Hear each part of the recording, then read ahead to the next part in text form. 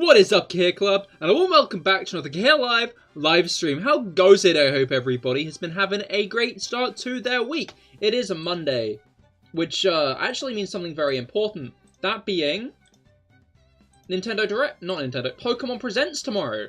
Sorry, just realised I didn't have my chat pulled up, which isn't that smart nor intelligent. But hello, Brugger, I hope your week's gotten off to a good start. But yeah, Pokemon Presents tomorrow, which is going to be very exciting. I'm sure there'll be plenty of discussion about that to come, though. A lot of people, I'm sure, have many different thoughts on what they want or don't want announced. But yeah, today we are back with Shiny hunting for Shiny to Dunsparce. We are very, very deep into the Dunsparce hunt. Well over 100 encounters at this point. But still going on, still chugging on. Yeah, we're at 114 on the Sparse scale. So, I'm not going to be like, I hope we get it this stream, because I feel like when you hope to get a shiny in a specific stream, you don't get a shiny in that specific stream, you know? So I'm going to say I hope we don't get it. I'm so smart. I am rather intelligent and smart. But hello, Rob! Hello, I hope your week's gotten off to a good start. Yeah, things are going pretty swell in this corner. Had a chill day. But yeah, let's hop on in. Let's bring up all necessities onto screen. And then we can start making some sandwiches. Reverse psychology is key. Exactly. Except it's not reverse psychology, it's just regular. We're not getting it this stream, you know? That would overshadow Pokemon Day and that would be bad, you know? If I got the shiny today. Alright. Let's make a Sammy. Get some tofu. Get some salty and sour Herba Mystica. Get a VV pick. That's right, this is the key. This is the grand combination for the Sparse Sandwich. I find it funny that there's a 10-minute time limit on this. Has anybody spent 10 minutes making a sandwich? Like, I'd be impressed. That didn't go well. Yeah, not bad here. Need an early night, though. It's heading into the office tomorrow. Understandable. I hope you get a good night's sleep then. Alright. But yeah, just to clarify, I will not be streaming the Pokemon Presents tomorrow, but I think I will upload a video of it. I think I will film my reaction, specifically to upload a response. Did you see that? Is that just me? The Pokeballs floating as I took everything in? I think I ducked and then it just kind of played the animation as if I was standing. Anyway. I was thinking about it earlier. Everybody's like talking about announcements for new games and stuff, which makes sense. I wonder if we'll get another Legends Arceus situation. Not with the BDSP side of things, but with the it not releasing this year side of thing, you know? Like, I was thinking about it. Pokemon are gonna want a frontliner for the presents. Like, it's as simple as, like, when you think of Nintendo Directs, even the more, like, ones where fans just were rather underwhelmed, there tends to be, like, a couple of big announcements all the same, even if the average person isn't that interested in them, you know? Like, there tends to be an entirely dry Direct, I've noticed. Like, even if I come out of a Direct not really thinking I'm that interested in any of the games, like, there are still a couple of games that I'm like, oh, that's cool that they're doing this, you know? Like, oh, we're getting Pikmin 4. Oh, we're getting Splatoon 3. You know? Like, there is a general, like, game or two that's like, oh, okay. This is, like, the big announcement of this Direct. I'd be surprised if we got a Pokemon Presents where the big announcement was something to do with one of the apps or a mythical, you know? Like, I feel like a movie or a mythical isn't enough to sell a Presents to the general fan base, and I'd be surprised if Game Freak just did a Presents for the sake of it. So I think we're going to have a big frontliner for this Direct. For the Presents. Direct, Presents, they're pretty similar. I wonder if Nintendo actively told them to change the name, because it used to be Pokemon Direct. Like, it used to be called Pokemon Direct. But then they kind of changed the name at some point. And I wonder if Nintendo actively wanted them to change the name because, like, the Pokemon Company were branching out from just Nintendo consoles and doing more and more on mobile. Or, like, what went on there. But yeah, no, there's got to be a frontliner. So I've been thinking about it. And I'm becoming more and more sure that we could get an actual announcement of, like, a game. But I'm becoming less and less sure it's actually going to release this year. I think we could be in for an announcement of a new Pokemon game that is scheduled to release, like, maybe within the first quarter of 2025. At least initially, maybe they'll even delay it later on. But announce it in the first quarter of 2025 now. Mr. Me, hello, how goes it? You looking forward to the Pokemon Presents tomorrow? We are hunting for the Triple Segment Dudunsparce today. But yeah, I'm just saying how I'm unsure. Like, I think we will get a big game announced. I think we will get a main series game announced. But I don't think it's gonna be released this year. That's my take. That's my hot take. Got your Lunala yesterday? Hell yeah, congratulations, that's hype. How many encounters was it in the end? Felix, hello, how goes it? I hope your week's gotten off to a good start. Looking forward to the Presents tomorrow. Oh, hello. 115 already, you'll love to see it.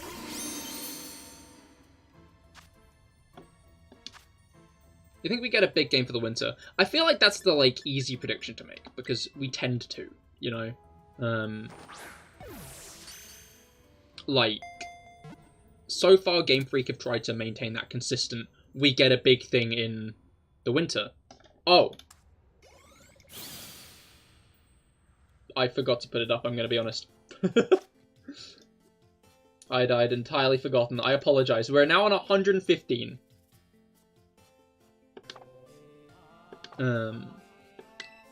James, hello, how goes it? I hope your week's gotten off to a good start. You're looking forward to the Pokemon Direct, Pokemon Presents tomorrow? 73 encounters? Oh, that's pretty good, that's pretty good. Alright. Did you phase at all? It is. I mean, yeah, like, my hot take for the Pokemon Presents is there's going to be 2 Switch games announced. One is going to be a spin-off of some kind. Is it Mystery Dungeon? Is it something new? I don't know. But we're going to get a spin-off of some kind. And then next year, we're going to get a new Pokemon game.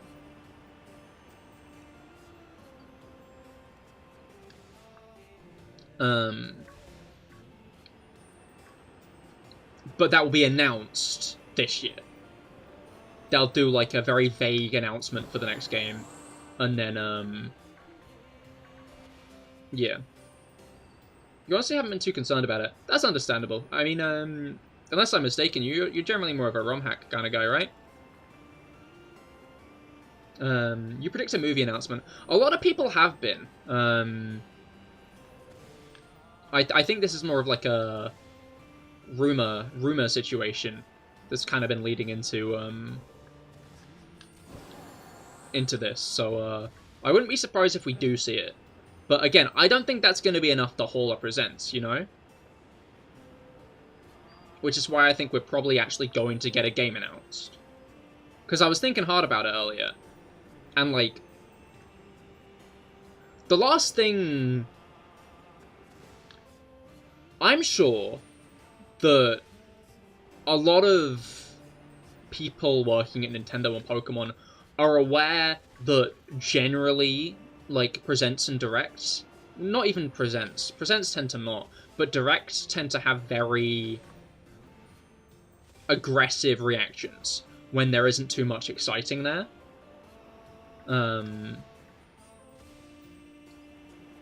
Like, when people feel underwhelmed, they're very vocal about it. So I'd be surprised if the Pokemon Company were ballsy enough to have a presents that more or less just goes, "Hi guys, here's what we got. We got Pokemon Cafe Mix. You like that? We got Pokemon Master Sex. You like that? We got Pokemon Unite. You like that? Oh, but we got Pokemon Go. You like that?" And, like, then, also movie? Right? Isn't that cool? Like, I don't think that's gonna be a... I think if that were the presents... Like, okay, if that is the presents, I'll be a bit disappointed. Everyone will be a bit disappointed. People will be very, very mad if that's the presents. Which is gonna be funny, because fundamentally, like... If you asked people, like, 2 months ago, the general in fact, if you asked people last month, the general consensus would have been, no, I don't think we should get a new Pokemon game this year. Because, like, because let's say Scarlet and Violet came out, and, we'd rather they get more development. But because everyone's gotten excited for the presents, people are wanting a game now. Brendan, hello! My week has, well, just gotten started as most people's, but I hope yours but it has gotten off to a good start. I hope yours has as well. I will not be live streaming the presents, no. I will be doing a video, though. I will, film my reaction, and unless I am entirely underwhelmed and say nothing about it during the whole thing, then, I will not. I'm gonna try and get a video out. That's what I'm trying to say.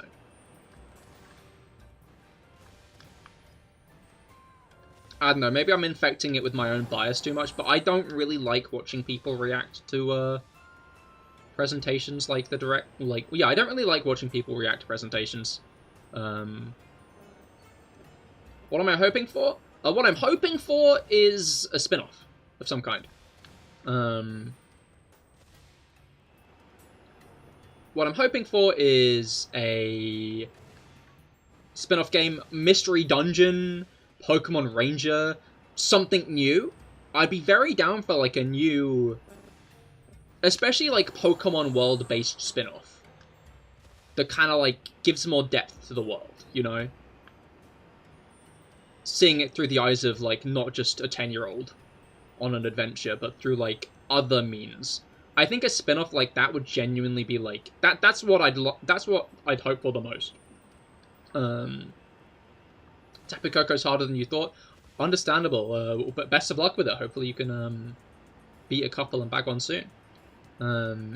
Cooking Mamoswine, exactly. Yeah, that's exactly what I want. Honestly, like, I wouldn't mind a Pokemon cooking game. I think that could be fun. Because, like, it'd be interesting to see, like... I guess Scarlet and Violet kind of scratched the itch of, like, what do people eat in the Pokemon world? Now that I think about it. Alright, I got a guide to show you in a bit.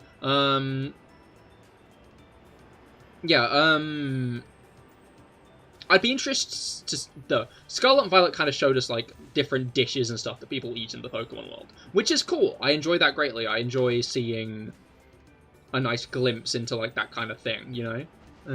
But I guess, like, a cooking game would be, like, a very interesting one. Because it would, go more into it. What about an open world mystery dungeon type of game mixed with Skyrim? That'd be feasible. I'm unsure entirely what you're kind of suggesting in that. Dominic, hello, how goes it? I hope your week's gotten off to a good start. You're looking forward to the Pokemon Presents tomorrow? But yeah,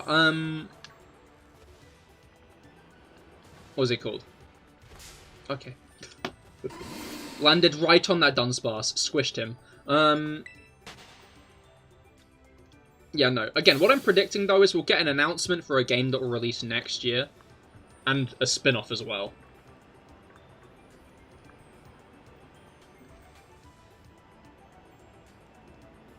Alright. An open world like Scarlet filled with caves you can enter freely. Oh, and those are like the dungeons. I don't know. I don't think everything needs to be open world. Bluntly put. Like... I think Pokemon as a franchise, Okay, the Pokemon main series I think lends well to being open world, because it's all about exploring the Pokemon world. But I feel like these days every game feels this weird need to be open world, you know? Like, just because, like, it's been working for a lot of games lately, but it's been working for games that have deliberately kind of, like, thought about why they'd need to be open world, you know? Like, games like Breath of the Wild, you can feel why they're open world when you, like, play them. You can feel, like, the time and effort put into, like, polishing the world. I feel like these days, for some reason, like, open world has become, like, the new thing of, like, a modern recreation of this game. Pokemon Synchro the game. Oh, was that one manga when you could fuse with Pokemon? Because I would be hella down for that. I would be hella down for that.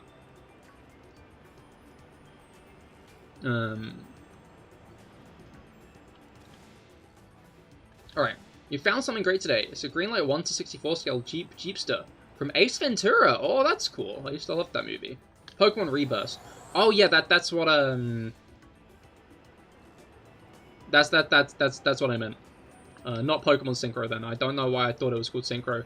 I think Rob means the synchronization feature in the Indigo, in the Blueberry Academy.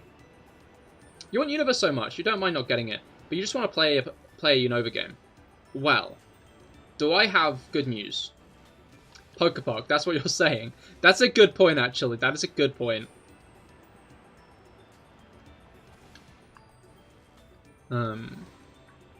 It would be cool to get another Pokepark. Yeah, just a full game. I mean, like, would that not just be, like, Mystery Dungeon or, Pokepark in that case, though? Alright. But yeah, no. I'd be down for a Pokemon Rebirth game as well. What's Pokepark? It is a short-lived franchise Pokemon spin-off on the Wii, where you play as Pikachu in the first one, and then you can play as the Unova starters in the sequel. And you have to, like, go around the park doing challenges set by Pokemon of the park. Generally to, like, save the day. The game you based your personality around when you were, like, 7. Understandable, honestly.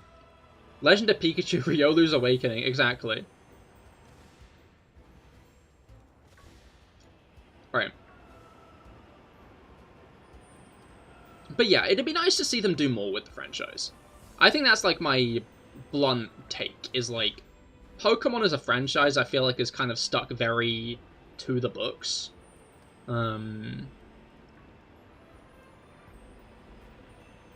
Like, the most experimentation that's gone on has been in the recent years on mobile games, but that's not all that, like, impressive.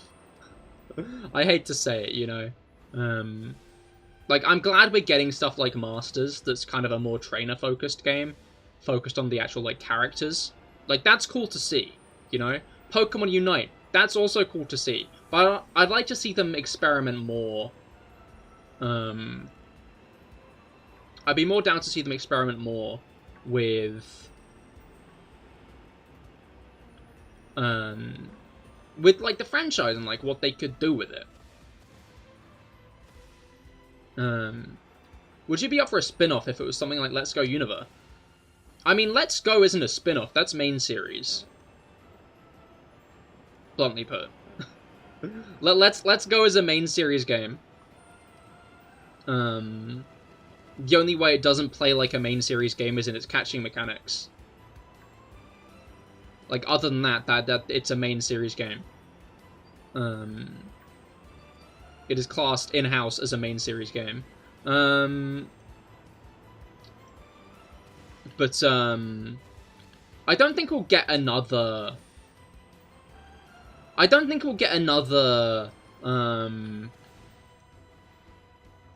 Let's Go game. Is it though? It's totally different. Not really, no. Like, okay, the main two differences are the catching system and the, the main two differences are the catching system and the fact you can, like, play two-player. Other than that, the games play exactly the same except, like, under the hood stuff. Like, combat power being used instead of, like, stats of a regular game. Like, it's literally a remake of Kanto. You can't battle while Pokemon. Like, that's, like, the only real change. I don't think that classes it as, like, a spin-off instead. Is it a different kind of main series? Yes. But that's not... that's not, like, a spin-off. That's still, like, main series, but they've just flavored it a bit different, you know? Like, a spin-off tends to be... actually, like, mechanically different in, like, a grander way than just, this is a remake of a game you've already played, except you can't battle while Pokemon in it because you can catch them. I don't know. Sorry, I'm, like, very, like, passionate. I'm getting a bit passionate about this, and if that's coming across harsh, I apologize. But I just don't think Let's Go is, like... I don't get, like, the whole Let's Go's a spin-off thing, personally. It's not all that different in my mind. Yeah, so sorry if I got a bit too passionate there, but, what was it called? Time for a Pokemon gacha game, except, all the catches are pay to win. Gotta catch them all. I love that. I'd hate that, but I love that. What's the 115 in the corner for? That's how many shiny Dunsparce I've caught, and none of those... No, that's how many shiny Dudunsparce I've caught. Because I count the Dudunsparce I catch as well as the Dunsparce. So all of that's without a triple segment. Over odds. Over odds indeed. But yeah, like, sorry to bring us back to Let's Go, but, I realise I didn't actually answer your question, other than just adamantly claim that, Let's Go isn't a spin-off. But I don't think we're going to get another Let's Go game, at least on the Switch, because, Let's Go as a game, I think, was made as, like, a bridge, you know? The Switch was a very well-selling, sold very well as a console, and it was also, like, a home console, which meant that a lot of people entered, like, a lot of people bought the Switch who might not have played Nintendo for a while, who might not have played Pokemon since Go. Or maybe they're still playing Pokemon Go. I think Let's Go was made to be, like, a bridge for older fans who hadn't played a Pokemon game since Go, and hadn't played a main series Pokemon game in a long time, and newer fans who'd only played Pokemon Go, to get into the main franchise, you know? It was, like, kind of a bridge to, instead of show people something very different from, like, Go, which they liked, show something very, like, similar to something they'd already played and enjoyed. So they'd be like, oh, I liked Pokemon Go, and this is Pokemon Go on the Switch, you know? Which is why it was called Let's Go. Because it had that Go name in it. I think at this point we're in, like, a situation where we don't need another Let's Go game. If we get another Let's Go game, I'd assume it would be the first game on the new console. The first Pokemon game on the new console. Which means if it does get announced this Direct, which I don't think it will, because it's a game for the next console. Because it would... which I don't think it would if it's a game on the next console. Then...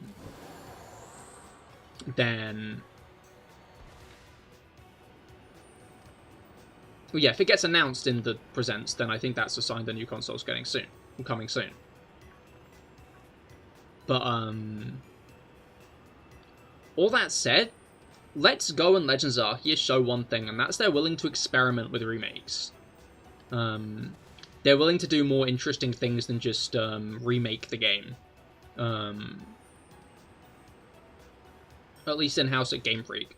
I don't know, I kind of stand by the idea that BDSP was literally just made to pacify people who would have wanted a Diamond and Pearl remake and would have continued clawing for it after Legends Arceus.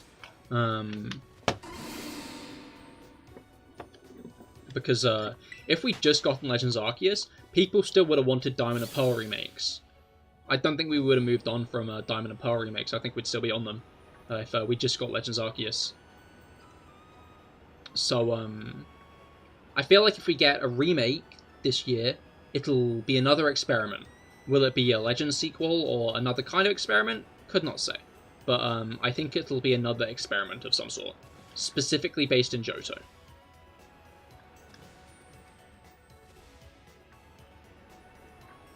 That's my opinion. Because again, my opinion is we're going to Johto next. If we get a remake this year, it's Johto.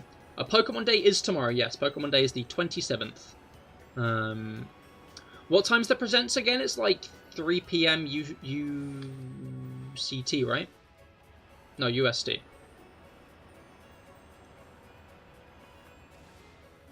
GMT, which is like 0 plus 0.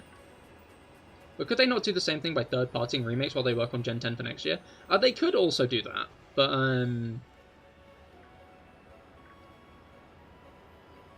to be fair, BDSP did sell very well, but they weren't really critically received that well.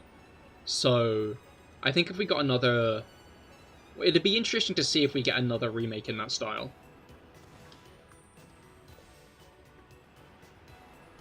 Because, like, they sold well, but critically, they did arse. And I think Game Freak must be very...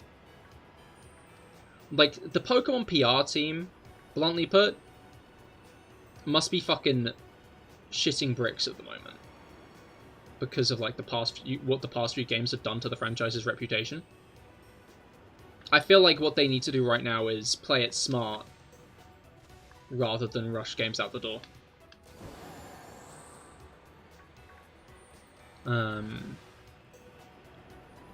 What was it called? We'll have to see, because there's a chance that the game coming out this year, there's a chance if a game comes out this year, it was already in the pipeline.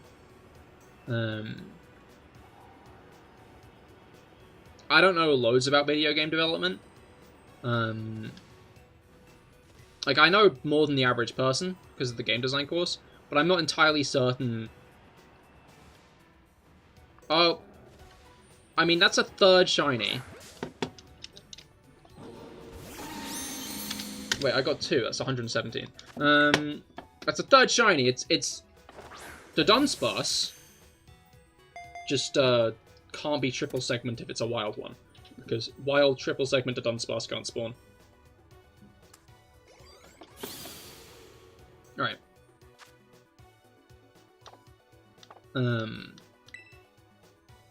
But yeah, like, there's a chance it was in the pipeline and they're unwilling to move it, is my point.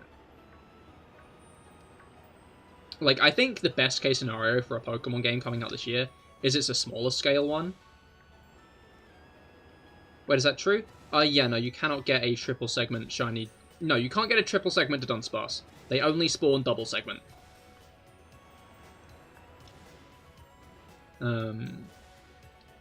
If you want a triple segment, you have to evolve it. You can only find a double segment in the wild.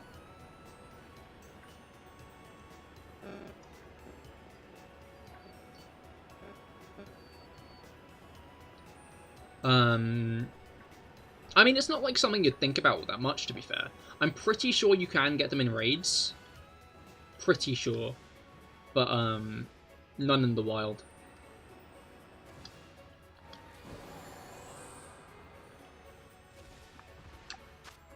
Three minutes. It's the same with, Mausoleum. Yeah, no, Mausoleum. You can't get Mausoleum's, family of 3. You hate these stupid people on adventures? Are you talking about NPCs, or are you doing it online and suffering the consequences? I guess both, you'd be suffering consequences. Although one thing I find interesting, I don't know, one thing that people are freaking out about. The Japanese Pokemon Twitter account posted an image of Ogerpon and Terapagos. Yeah, the Japanese Pokemon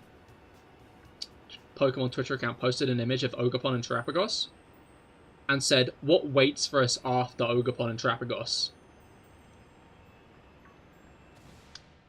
So people are starting to wonder if that means, like, more is happening in Paldea next. I don't know, I think that's... I think they just mean, like, the DLC was the last thing to happen, so whatever happens next in the Pokemon franchise happens after Ogerpon and Terapagos, which I guess kind of lends credence to the idea that we'll get new games this year. In fact, no, it doesn't, because what they could also mean is this new mythical that's being talked about, that's being rumoured.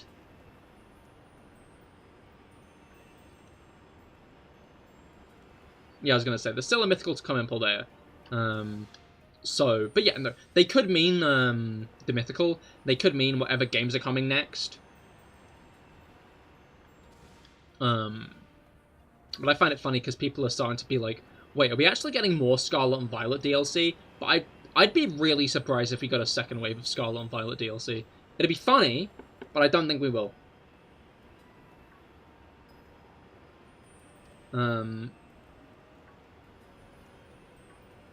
I think we get one last Pokemon or nothing else until Gen 9 remakes come in 300 years from now.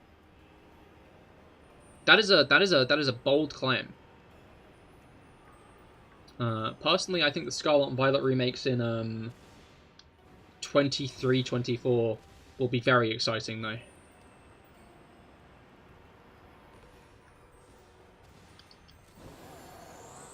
Alright.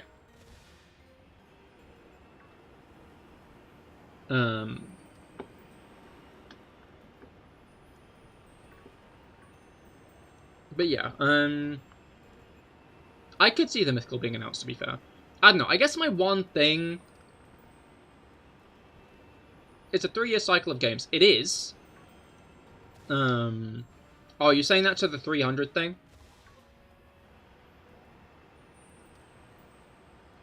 Alright.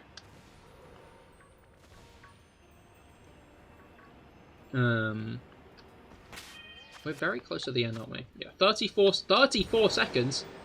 Quick, spawn another one. We got to fast spawn another Sparse. Why are they bringing water types? Oh no. Alright. No, Scarlet not been out for 2 years? Yeah, okay. If they... Oh, no, it hasn't. If they stick to the 3-year cycle, Generation 10 will be next year.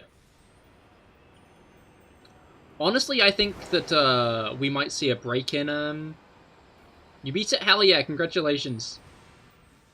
Yeah, I think if we... I think between Scarlet and Violet's general critical reception... Oh, my Sparse are in the wrong box. Which are the new ones? I think it's these ones. I can check.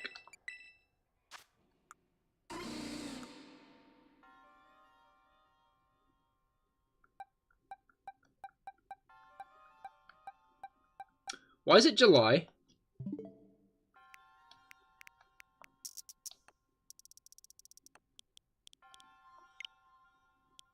Okay, right now it's July. Sorry, guys. I guess Pokemon Presents isn't coming out tomorrow. Oh, that's a shame.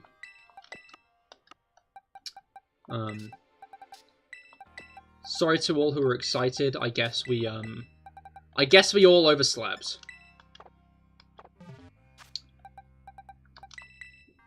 But, it happens to the best of us, you know? Well, it happened 5 months ago, don't you remember? No. We slept through it, remember? We're doing some resets for outbreaks. No, yeah, that's definitely what's happened there. Which is funny, because I think that must have been for the Kleavor stream. I guess I just haven't reset my date and time on my Switch since. You're from the future, can I please tell you what's coming this year? Yes, it's actually more Kanto remakes. After, like, the very, like, critical reception to Scarlet and Violet, Game Freak decided they'd go back to basics. And they actually made, they made Red and Blue, like, again. It's just the issue is these games have clearly been rushed out. They're actually, even worse performance-wise than Scarlet and Violet. Which, sucks. Alright. I'm gonna take a drink quickly, my throat is getting hoarse.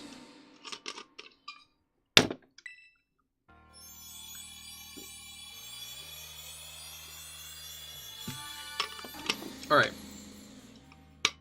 Another couple doubles. Womp womp. Alright. Can confirm, it's Let's Go Clang and Let's Go Vanillish. Dude, that would unironically go hard.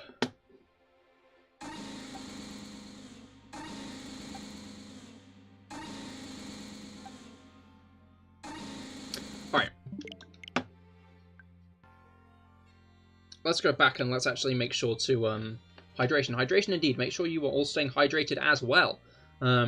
Alright, I forgot. I've got a guide to show you. I said before I had a guide to show you. I'll say again. I have, that's right, a guide to show you. Wait, you only evolved 2? Yeah, because the third one was a Dudunsparce. I got 2 Dunsparce and 1 Dudunsparce.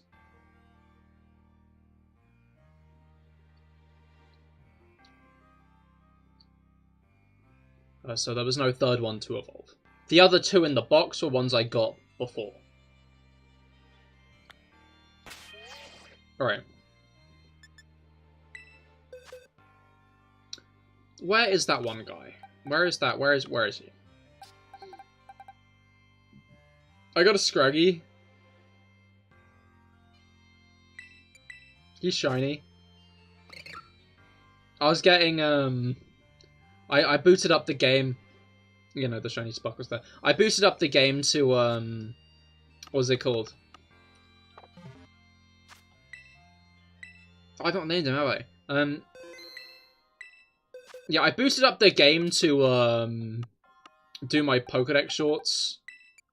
And then I found him. Like, I booted up the game, looked down, was like, that Scraggy seems more yellow than normal. Anyway, what should we name Scraggy? Any Scraggy name suggestions?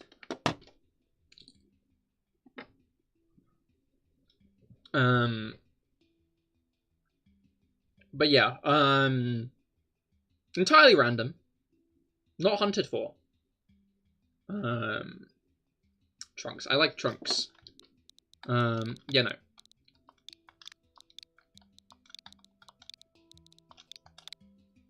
Alright. Trunks the Scraggy. Alright. Now we save. Over an empty box, which means when I do this. You love Dragon Balls? Yeah, no. Same.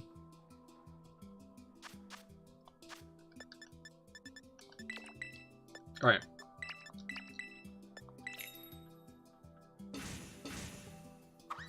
You know, I started watching it. I got into, like, the Frieza arc.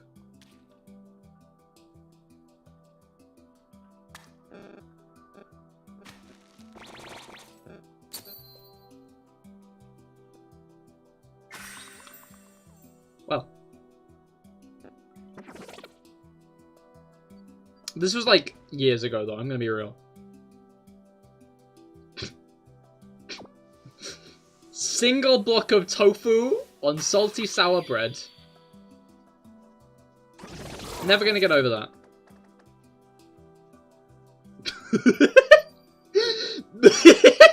It's just in the middle. We still got Encounter Power and Sparkling Power 3. This whole time I've been afraid. I've been afraid to fuck up the sandwich.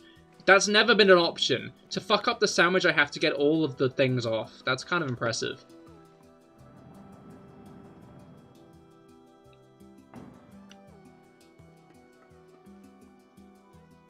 But yeah, I wasn't going to comment on it being a Dragon Ball Z reference, because I wasn't sure if it was a Dragon Ball Z reference or a reference to swimming trunks.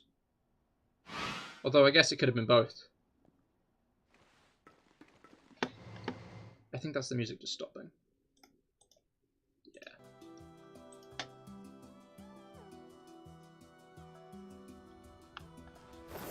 You can get all by just having bread at the bottom and no top. Yeah, no. I'm aware. I just want to make the fabled tofu stack. Tofu tower sandwich. Because it has happened where I've stacked them all one on top of the other and put the top bit on. And it makes like a tower. A sandwich. And that won't help us get the triple segment or anything, it's just funny. I've done it before. This has been an achieved, this is a solved game.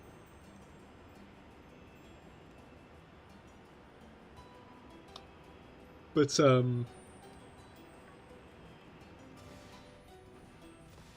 I like doing it, it's funny.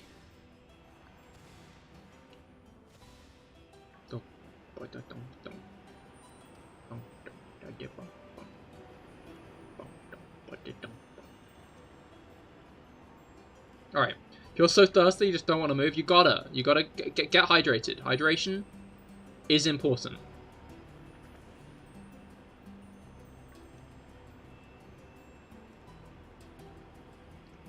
Think about how nice it'll be not moving after you've got yourself a drink, because then you won't be thirsty.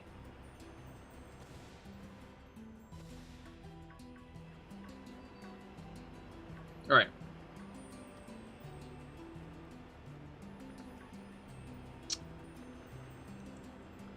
How about after this adventure? How will you beat Tapu Koko if your thirst isn't quenched? What do you call that Pokemon game you play at the end of every stream? It's Poke-Doku, like Sudoku, but it's Poke instead of Su.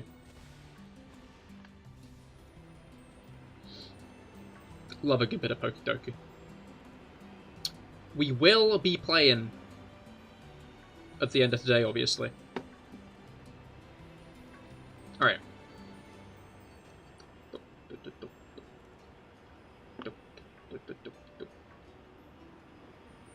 Might start playing? Hell yeah. Do let me know your score if you do.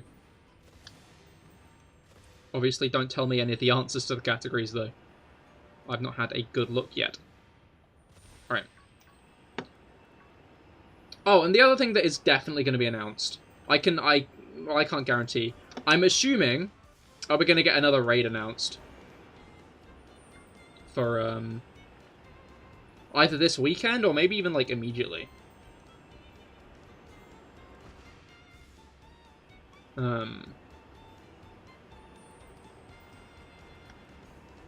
So that'd be cool.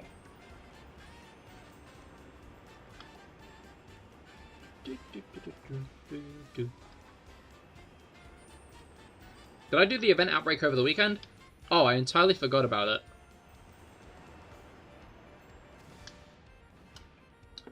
Like, for a bit I considered doing a Hisui Voltorb stream. Then I forgot that that was an event.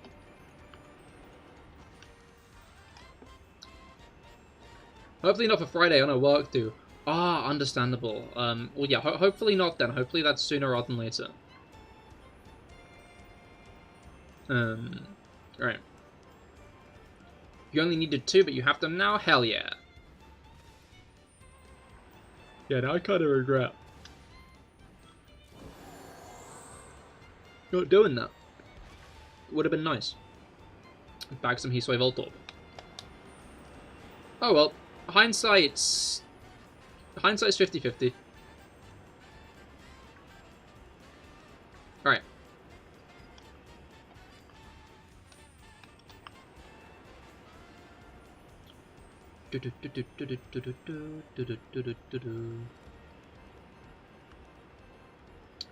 So what do you guys think they're gonna add to Cafe Mix?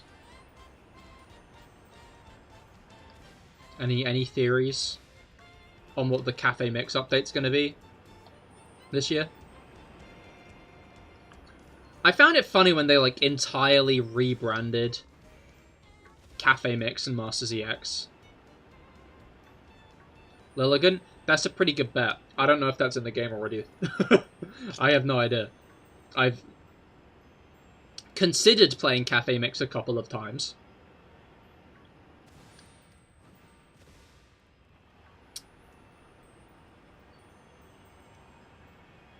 Alright. Either Ogapon or Petron. Actually, those are pretty good. Those are pretty good calls. You'd assume not, but also no idea. Yeah, no, exactly. I'd be surprised if anyone here knows the Pokemon Cafe Mix roster. You know what they're gonna add? They're gonna add more Pokemon to Pokemon Smile. We're gonna get more Pokemon in Pokemon Smile. Obviously. God, the Pokemon Smile update's gonna be so hype.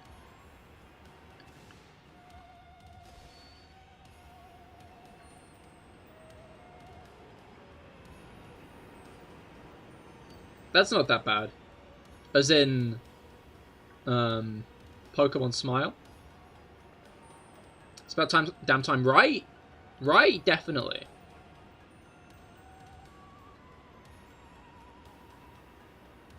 Yeah, Arthur, have you played it then? All right.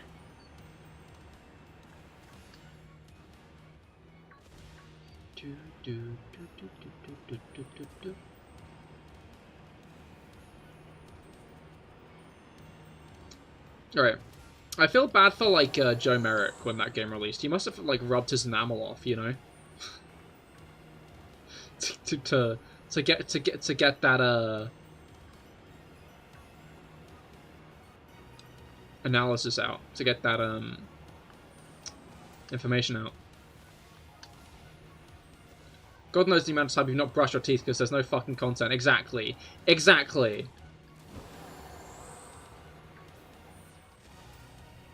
We need to send angry emails to the Pokemon Company to get them to update it. We don't want any more of your teeth dropping out, Rob.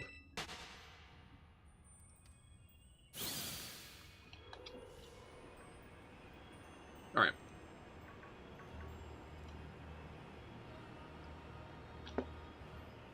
Okay, so that's a thought. We've got Pokemon Roguelike. We've got Pokemon RPG. Probably should have started with RPG. But yeah, we've got Pokemon Roguelike. We've got Pokemon RPG. We've got a Pokemon on-rails shooter, to be fair.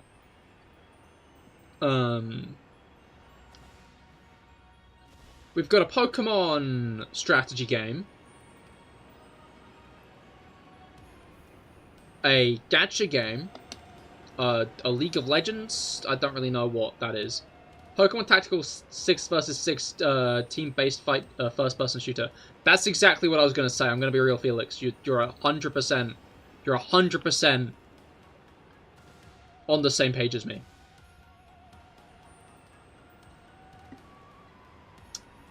I think that's clearly where Pokemon need to go into next, you know? I think Pokemon branching into other genres would be a great idea. And that is clearly the next destination. Honestly, a Pokemon platformer would be interesting. Because... what the fuck would that be? Like, what would that even look like? Poke Night. And I don't mean card game with the boys. Pokemon card would make sense. Pokemon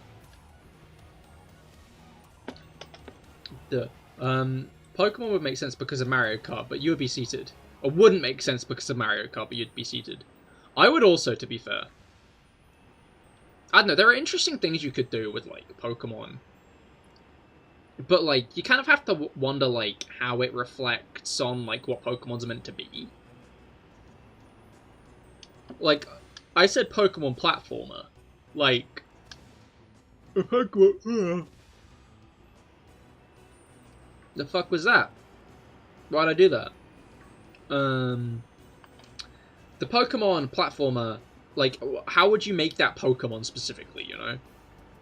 Like, I feel like you wouldn't want to just be like, oh look, it's Pikachu!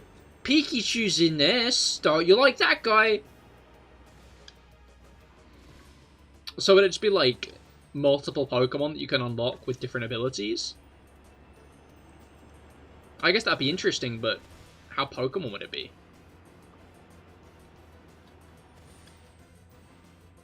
I guess that's the issue with Pokemon spin-off games.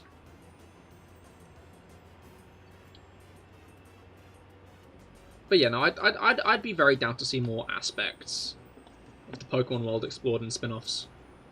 The Pokemon world itself, which probably means a platformer, wouldn't make much sense. Like, I'm just saying,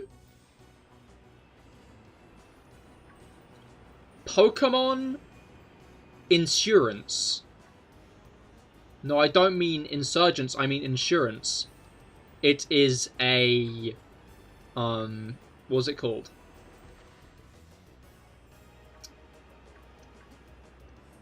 Visual novel?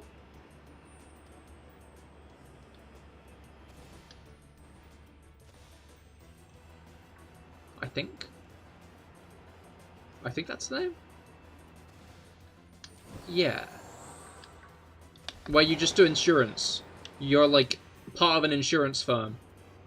For, like, people who've had Pokemon-related accidents.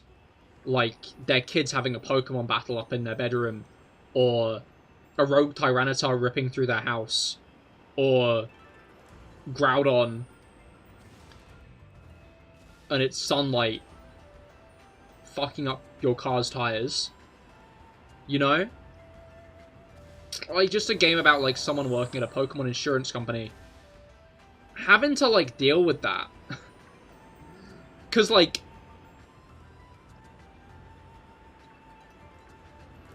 we're never gonna get that.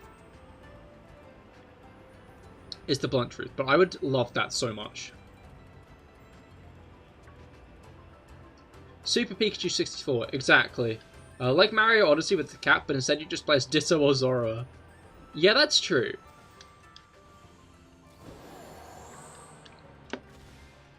Or Mew. Mew also has Transform. Mew's pretty well known for its transforming capabilities. Like in Lucario. I'm yawning so much, what the hell? Like Lucario and the Mystery Mew. I ain't even that tired. I'm not EP. I'm not. I'm wide awake. I'm not EP at all.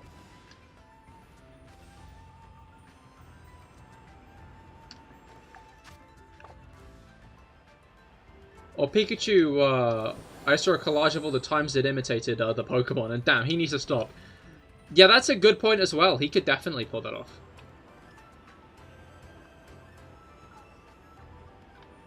Right. Oh yeah, and the other exciting thing that's going to happen is Americans are finally going to get Pokemon Horizons. Almost a year after it started.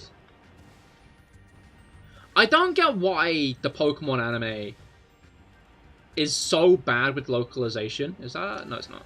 Yeah, I don't get why the Pokemon anime is so bad with localization. Like, especially these days. They don't keep the original soundtrack in. They, like, entirely replace it. They entirely redo the soundtrack, and it's kind of us, you know? And then the openings have been very lackluster, I feel. Which I'm not a fan of. and then they've taken like an entire year to get it to the States. Like, it took a long time for it to get to the UK, to be fair, but it took even longer for it to get to America, and that's fucking bizarre, you know? Like, you want people to watch your show, right? Because, like, I guess at day's end, like, little Timmy isn't going to know that he's getting Pokemon Horizons 6 months late. But, like, I feel like you're kneecapping any adult audience your series might have. Because it's Pokemon, it's going to have an adult audience. By, doing that. Because you're just going to make them all turn to piracy instead. I was stuck on one of the Pokedoku, and it was probably the easiest one. Ah, interesting. I guess, I will find that out the hard way. No, I always remember the fighting ghost type. And I couldn't think of any but Marshadow, even though I used Annihilate with that stream. You wonder what the proportion of kid to adult is in the audience. I feel like, any kind of survey like that would be, like, hard to conduct.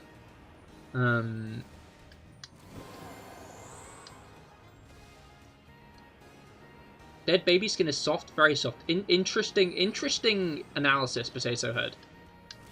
But welcome to the stream. I hope your week has gotten off to a good start. Looking forward to the Pokemon Presents tomorrow. Alright. Oh, there's the shiny. Alright.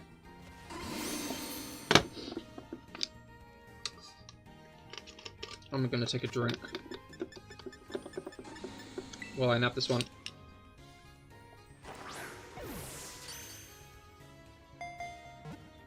Alright.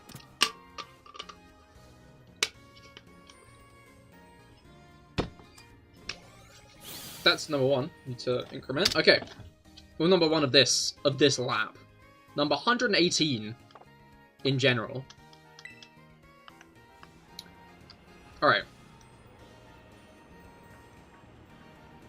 Here is 155 a good score. It depends, you know?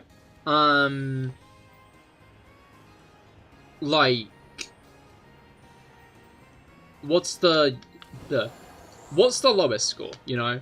Like, you want to get, the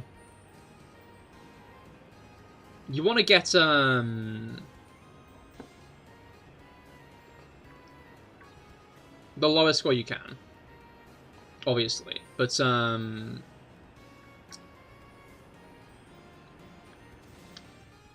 my brain has stopped. Yeah, you want to get the lowest score you can, but, like, obviously sometimes there'll be, like, a Pokemon that is the only one in its category, or there's only, like, 2 in its category.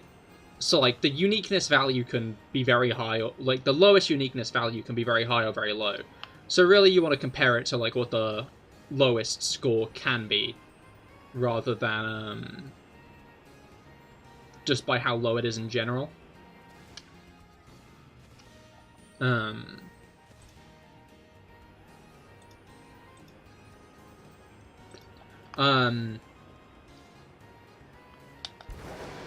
So yeah, it just depends what the, lowest score is. But don't say the lowest yet, because it might give away things. Oh, that's also true, actually, yeah. So I know if, like, the lowest score is, like, 6, then, it's all very niche categories. But if the lowest score is, say, 140, then there's a high chance that a couple of the categories have very high scoring ones in. I think that's why I enjoy Pokedoku, because, like, there's a lot more to it, you know? Than, like, you'd first think. It's a very enjoyable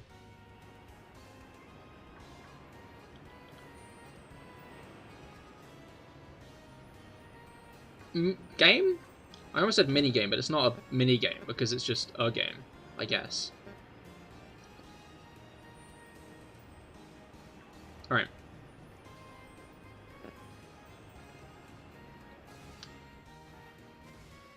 But I guess it's clear that I enjoy doing it because I do it at the end of every stream. Alright.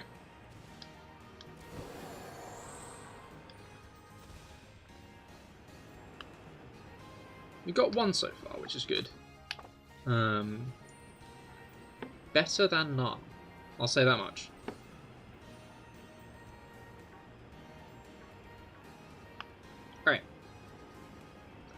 Oh, that's a thought. I wonder if we'll get another mini-series.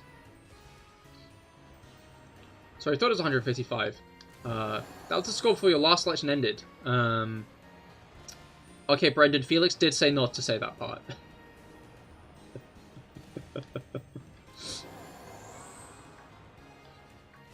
But, it's done now. No worries. Alright.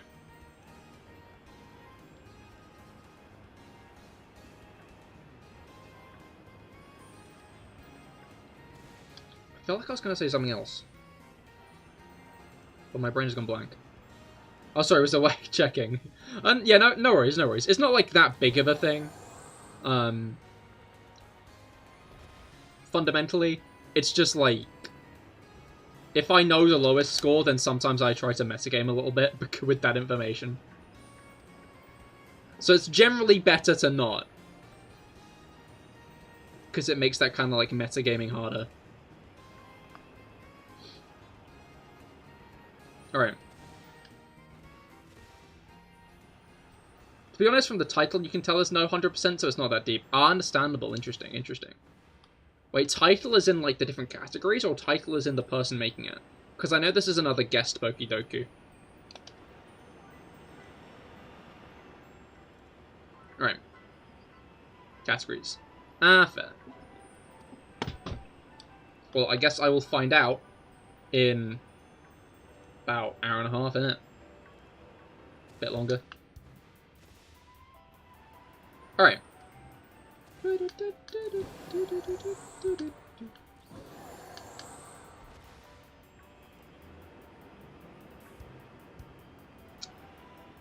Alright.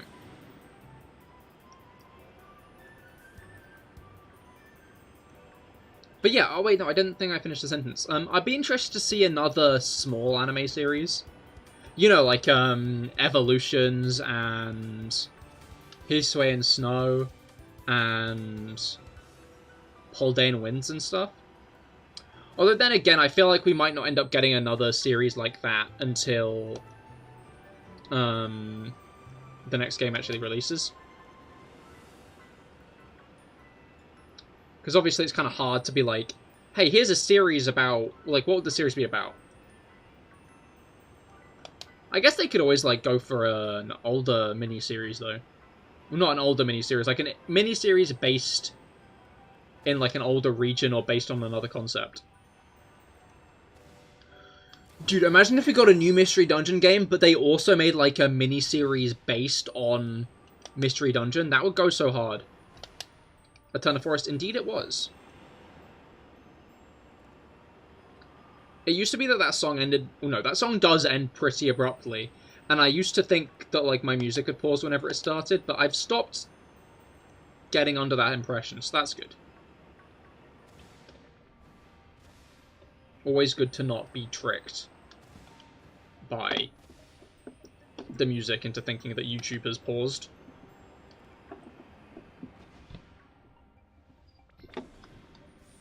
I feel like that's a thing I need to see if I can turn off.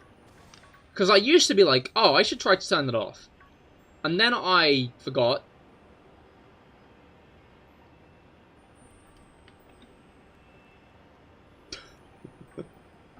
Then it entirely slipped my mind that that should probably be a thing I do. Alright.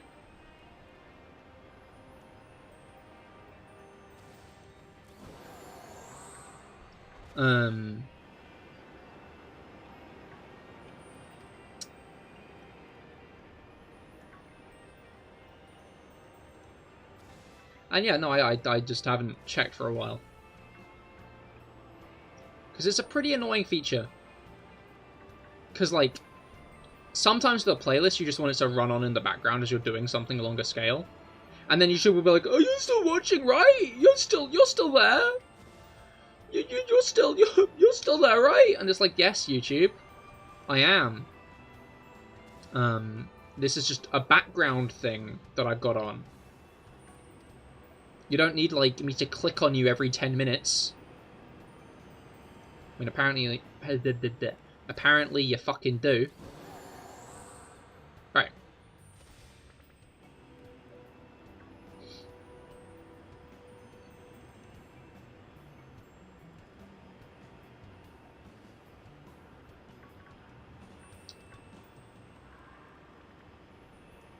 I guess it'd be interesting to see another main series game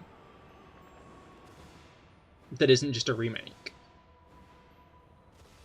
But, like, isn't a new generation either. Like, maybe this isn't, like, a this year kind of thing you'd want, you know?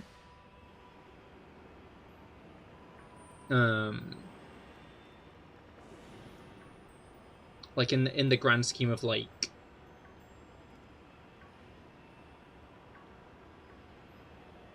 timing for it. This is probably a bad time, but, like, a new Pokemon game that's, like, main series, but I guess it could be, like, set in another region or something. Like a region we've already been to. Or something like that. But, like, just not a remake, you know? I guess Legends is kind of that, you know? We're going back to a region we've already been to in another time period. Which I think is a pretty, like, cool concept. Like, in general. Even outside of the Legends mechanics. In, like, going to a region in, like, an entirely different, like, time.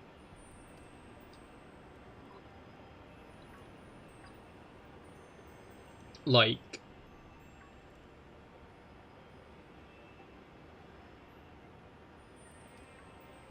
seeing how it was different back then or in the future. Like, imagine if they did Johto... Imagine if they did Johto remakes, but instead of them just being Johto remakes, the games were basically, like, a revisit to Johto. I need to reload my any hopes. We're getting nothing. No. Hoping for things is fine. It's expectations you need to manage. You can be on Hopium, but you can't expect anything, you know? And I don't know, again, like... no, I did this for the Mewtwo one. When I was expecting, like, a Mewtwo spin-off game from that last Pokemon Presents, and then there was nothing, and I was genuinely, like, kind of miffed. You underestimate the fragility of your mental state. Understandable, then yeah, we're getting nothing, Felix. The Pokemon Presents is going to open. They're going to be like, we're adding this to Pokemon Cafe Mix. And then it's going to end.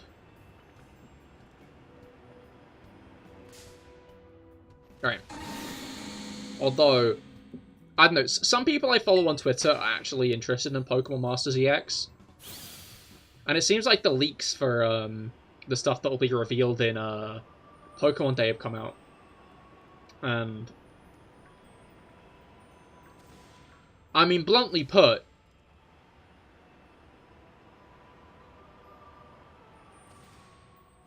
Okay, before I say anything, does anybody actually care that much about Masters EX? I feel like no one does, so I just want to make sure no one is, like, gonna be, like, genuinely upset. We're actually removing main chat from all current Pokemon games, and we'll never be mentioning it again. Oh no, yeah, that's actually what's happening. You personally really like that one character.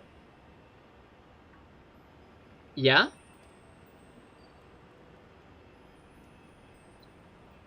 As in from Masters EX, or just generally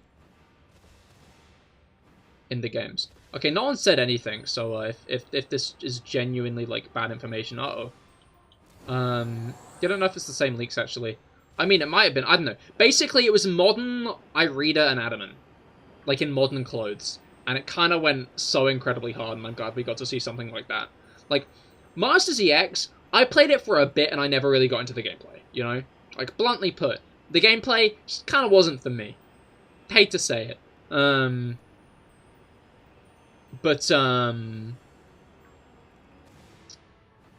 Like, I love all the ults and stuff they do for the characters.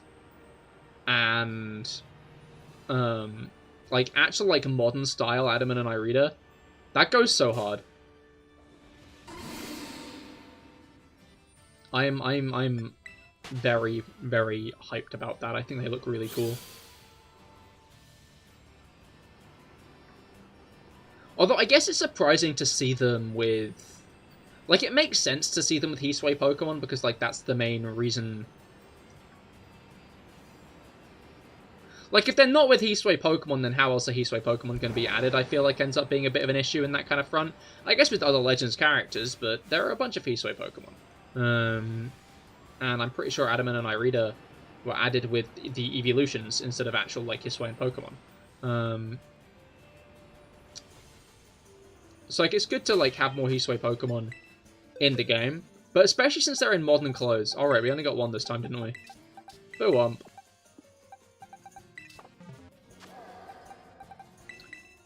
Alright. Change moves, remember move, Hyper Drill. Where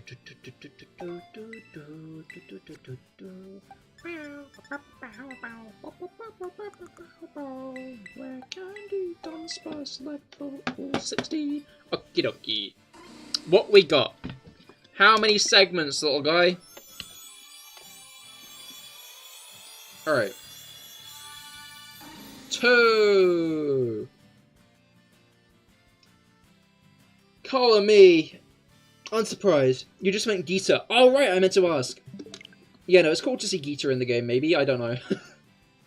I don't know. I feel bad for Geeta as a champion. Because, like... she's kind of irrelevant. I don't know. She has some presence in the story and stuff. But, like, all in all... the League... the Gym Leader arc is building up to a fight with Nemona. You know? Like, in Sword and Shield, say, where, like, rivalries were a big focus. Like, it was never building up to Hop, it was always building up to Leon, you know? Geeta was just kind of there. It was like, yeah, this is, the League Champion. No, this is the League Chairwoman. And it's like, okay, cool, that's awesome. But it was always Nemona you were working towards. It was never Geeta you were working towards. In fact, you actively know Nemona kicked Geeta's ass. Which meant that Geeta as a champion never really meant much in the grand scheme of things, as much as being another stepping stone to the real final fight of that arc that you were running towards. That, of course, being Nemona. Oh, no. I don't even know how that happened, I'm going to be honest. I'm guessing this Tofu Tower is going to stick up. It's not. It's not going to stick up. I'm genuinely devastated by this. Anyway, yeah, Geeta's just kind of there as a champion. Alright.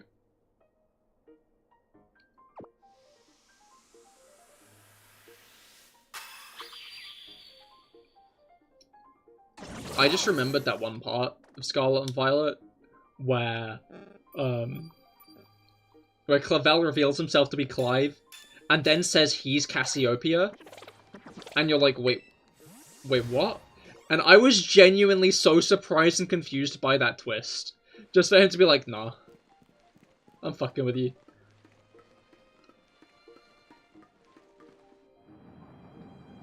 I don't know, like, these games have, like, genuinely fun and interesting plots. And it's kind of a shame that they're gonna be, like, never remembered for anything they did right. Is it bad I didn't notice he was Clavel for, like, a while? Who did you think he was? Who did you... Did you just think he was some guy? Some, like, old guy attending the academy?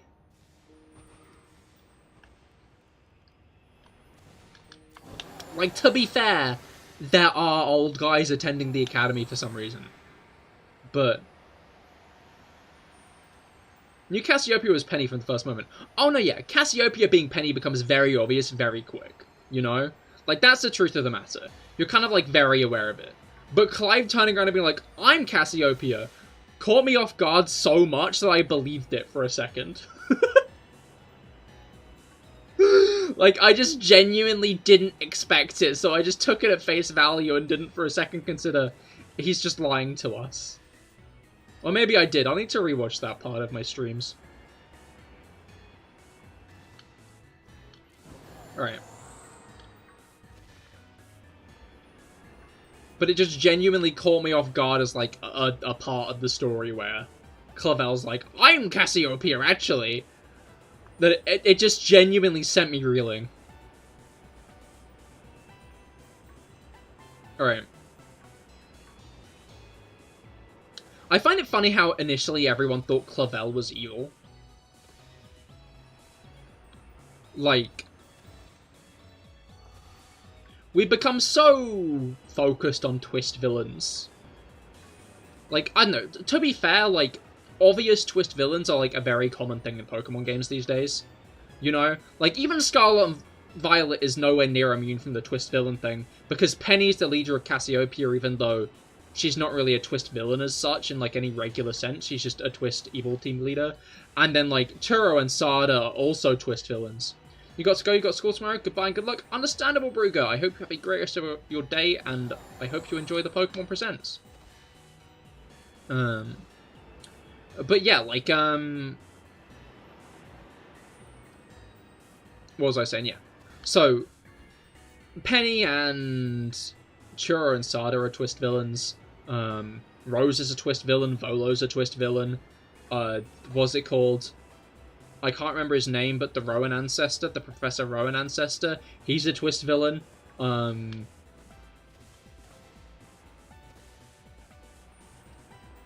already said Rose. Lucibine is a twist villain. Lysandre's kind of not really a twist villain, but it almost feels like he's intended to be. Colress is a twist villain. N is a twist villain. In the anime, Cyrus is a twist villain.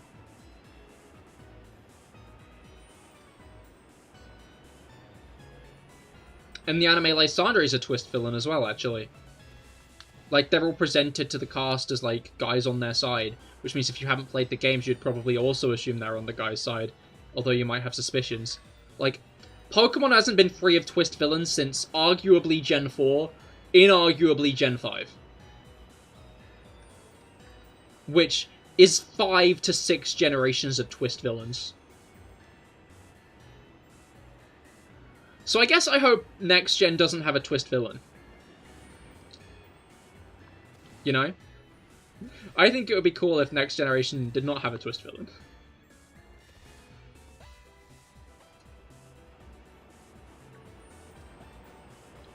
I'm like, now I've laid it out, I've, like, surprised myself by how many fucking twist villains there are in these games. Why do they always go with twist villains, huh?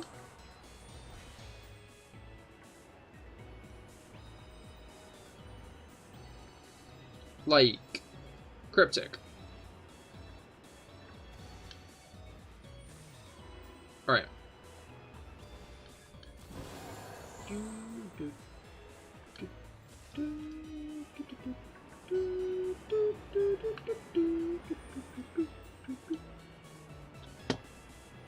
Yeah, no, that's genuinely fucked me up.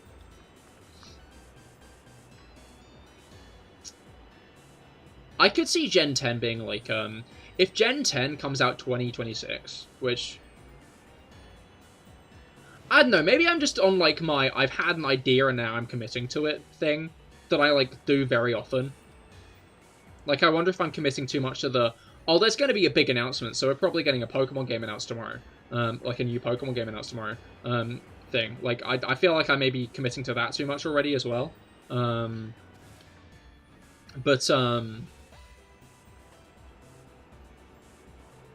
might be committed too much to the Gen 10 in 2026 idea. But I feel like it just seems like too, like, smart of a move to make, you know? Like, Gen 7 was in 2016. It was an anniversary, you know? It was a big celebration of the franchise. So it makes sense if Gen 10, you know, the 10th generation, also landed on a celebration year, on an anniversary year of 30 years. Like, that would be logical. That would make sense to me. And honestly, I could expect Gen 10 doing that, and then being very, like, throwbacky in nature, you know? Being very obsessed with throwing it back. And then who knows, maybe we'd even get more Kanto remakes that year. Oh, you know what? That's what's going to happen. I've realized that's what's going to happen. Basically, here's what's going to happen. 2025 is Gen 10. 2026, not Gen 10 DLC, or maybe it is Gen 10 DLC, but it's Gen 10 DLC that's Kanto. The entirety of Kanto is DLC, that's what's going to happen.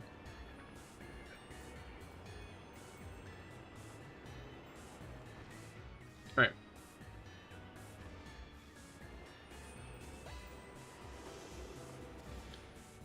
But it would also make sense for Gen 10 to be 2026, because 2025 is the year the new Nintendo console is releasing, and Pokemon tend to come pretty late to that party.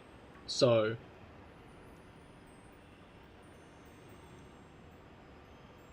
Right. Oh, I know what we're going to get tomorrow, actually. It's going to be Pokemon Snap 3. Since they released, like, the second one, they were like, oh, wait, no, yeah, we got to do another.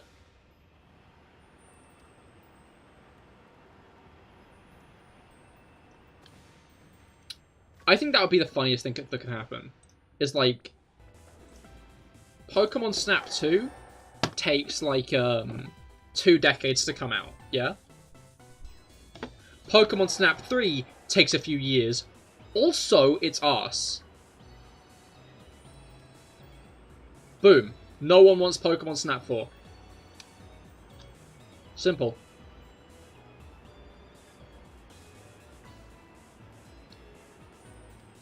Like, I guess that's, like, the main thing that suggests that we maybe wouldn't be getting just a new spin-off. Is spin-off games tend to perform well, but not, like, to the caliber of a main series Pokemon game.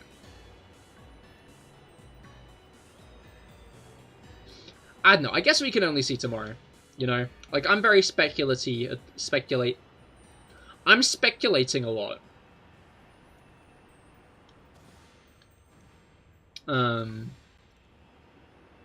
So...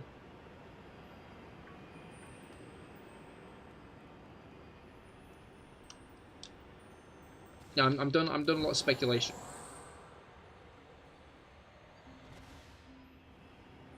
But I'm not doing a lot of shiny catching. Did we even get one? No. In my head, I thought we might have. Oh, it's only been 10 minutes, though. I don't know when I got a million, LP. I'm gonna be real. Like, at some point, I bagged a million LP. I don't know when it was. I don't know how it was. It just happened at some point. Like, it might have all been from checking raids. What I certainly haven't done is sold any of, like, my TM materials recently. I did do a bit of, like, the, gacha machine doodad. I eliminated a bunch of resources from that, but, like, in the grand scheme of things, not all that much, you know? But, what was it called?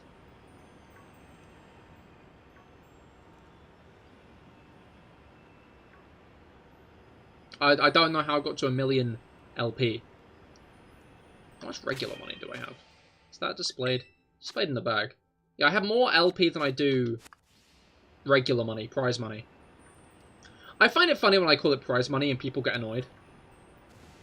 Like, because it's happened on a few occasions where I've referred to, like, the currency as prize money. Because I'm pretty sure that's all it's ever been referred to as in the games, you know? And in fact, the little symbol for prize money is like the yen symbol with a P, you know? You could argue that that stands for Pokemon, or Poke-yen, or Poke-dollars, or whatever. But I also feel like it could stand for prize money, you know? So, like, while you are right in any assessment that it could be, like, Poke-yen or Poke, like it is a Mystery Dungeon or anything like that, it's also not an entirely, like, incorrect assumption to be like, it could be prize money. But people still are like, no, that can't be right. Like, I remember someone, like, sent, like, a paragraph when I called it prize money for the first time as to, like, why I shouldn't have called it prize money, and I was like, there's literally nothing to prove you correct there, mate. Like, you've gone off on this tangent. You're not right. People call it that kind of stuff, but, it's not called that.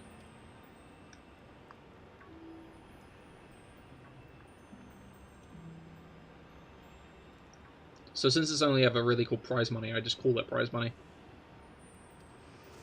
Which I guess honestly presents a very interesting point and idea. That prize money isn't actually, like, the currency of the Pokemon world. No, it kind of must be, because you can tend to, like, okay. Here's my thought. Here's my train of thought up until that point. Prize money, in general, is used to buy Pokemon-related goods most of the time. You know?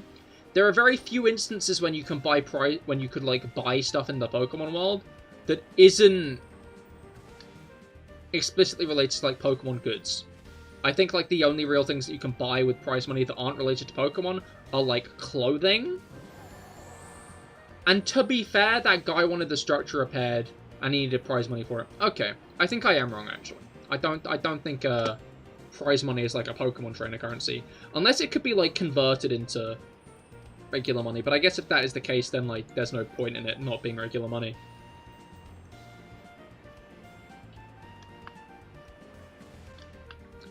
I just found it funny for a moment that, like, Team Rocket and Team Galactic and shit might carry around, like, money specifically to give to people when they beat you in a fight. Okay, so, like, back in like, Pokemon Red and Blue, you know, it made sense when you, like, earned prize money that maybe they just gave you, like, some cash, you know? Maybe they gave you, like, a few coins and pennies and whatnot. And we're like, okay, here you go, kid. Here's, like, a tenner for beating the shit out of my Pokemon. These days, everything is digital. Do you think they give you a card reader? You know, one of those little, like, card readers? Maybe it's just done on Rotom Phone, actually. Because that's how Penny transfers your League points. Maybe, like, Rotom Phone can just transfer money across. That would make a lot of sense. I find it interesting how versatile the Rotom Phone is in the anime. Because, like, it turns into tablets and shit. They, like, tap it and it, like, becomes a whole-ass tablet. Like, I don't know. The Rotom Phones are an interesting bit of tech. I'm not entirely sure how I feel about them, though. Because, like, smartphones... It makes sense that the Pokemon world would have a smartphone equivalent.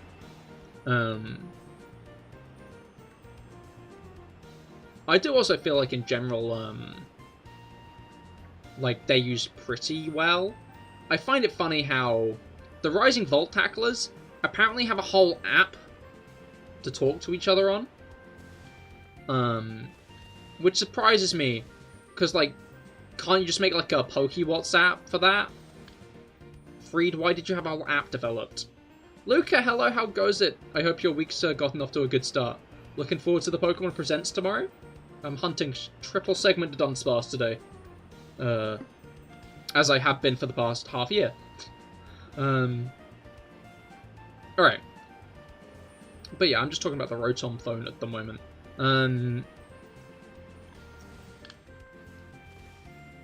Yes, hell yeah. Any particular hopes for the stream, or you just ready to see what comes? Alright. But yeah, no, like, smartphones as a piece of tech very much have, like, revolutionized our lives, so it makes sense that Pokemon would have an equivalent. But I feel like it kind of takes away opportunity to have cool gadgets sometimes, because when you think of, like, a cool feature you could add, oh, it can just be an app on the phone, instead of, like, its own thing, you know? I was going to bring up the dowsing machine as an example, but the dowsing machine hasn't been in the games lately. Like, there was a dowsing machine in, BDSP, but, like, these days hidden items just shine on the floor. There's no real, like, hidden items, they're just visible items. And there's not, like, a real dowsing functionality. I think if you, like, use Let's Go mode, Pokemon will go over to those items and pick them up. But, like, there's nothing stopping you from finding them in the first place, you know? You're going for shiny Tepic? Hell yeah, best of luck. How many encounters you in? Or oh, are you doing it on Scarlet and Violet? I forget that Scarlet and Violet just have the starters in the wild now. 0. Ah, understandable, you're just beginning. Yeah, best of luck. Alright.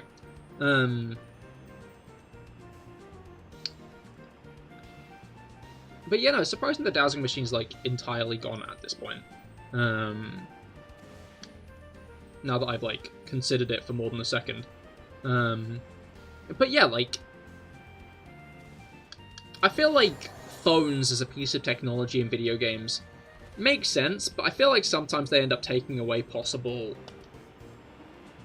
features from other things. They end up possibly compromising like what could feasibly be like other things your character gets that can have cool new designs. So I guess it's good to see that the Synchro machine isn't an app and is an actual device. To be fair, how much do Pokemon do that?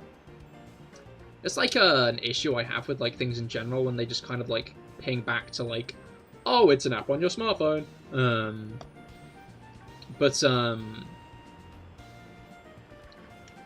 mean, I guess I could like literally check. How 11 minutes. All right. Can you give me a shiny? No, sorry. Well, yeah. No, I prefer to get shinies on my own. Thank you. But thank you for offering. Have you not updated your count, bro, or have you really been unlucky in the last 30 minutes? I have not updated my count. I've gotten 0 shinies. I mean, it happens. I went a whole stream with no shiny with no shiny during the Cleavor stream. I was hunting for Cleavor and I got nothing in the whole stream. I think there have been another couple of streams where I've only gotten 1 or 2 shinies as well. Like Scarlet and Violet are easy to shiny hunt in, so I feel like it's easy to like forget. Missed the Cleavor. It was a few weeks ago, to be fair.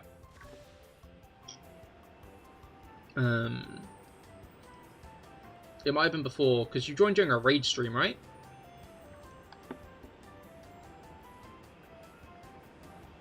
That was when you first joined. It might have been before that.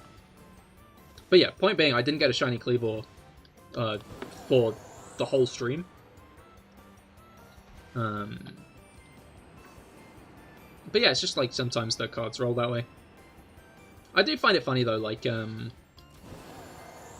Blaziken, yeah. I do find it funny that the shiny like gods wanted to make you unhappy. Yeah, no, exactly. What was I saying? No, yeah, it's funny because like it used to be that you might shiny hunt for like 3 streams straight and you wouldn't find the shiny, you know? That's just kind of like how it is, how it be when you're shiny hunting. But these days when you don't get like a shiny within like that half an hour time span, you're like, oh wow, that was unlucky. Which I find amusing. I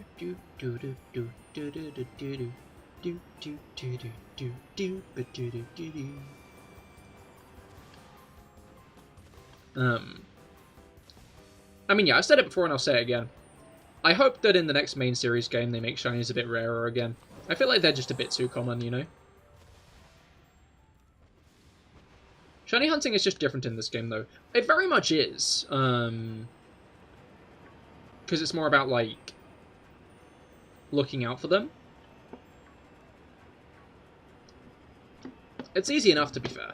I don't know, I think it would be better to be... I don't know, like, personally, I shiny hunt for, like, you know, the hunt itself as well, you know?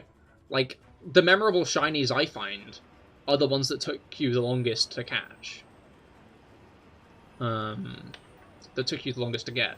Like, I always remember a Rockruff that took like a few weeks straight for me to get. I remember Zeb Striker, because that was my first really long hunt.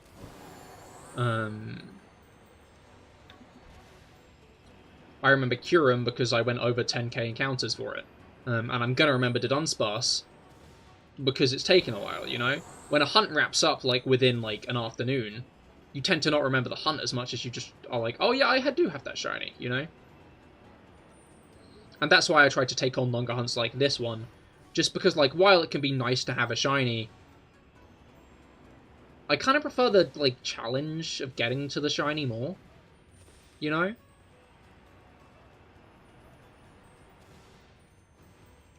Like, I think it can be nice to be like, yeah, I've got this shiny and I'm using it right now, you know?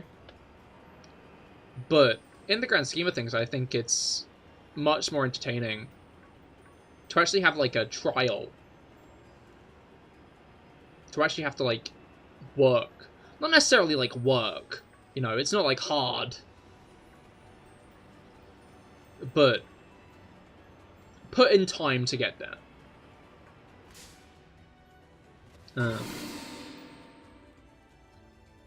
Like, at day's end, I'm not going to be like, oh, shiny hunting's too easy these days. In, like, any, like, kind of aggressive way. Because I don't think that that's, like, productive in any way, shape, or form. But I wouldn't mind if they, like, upped the odds for the next generation, or even just next game in general. Just check your home, you have 1,134 shinies in there, bloody hell. How long have you been hunting? As in, like, in general.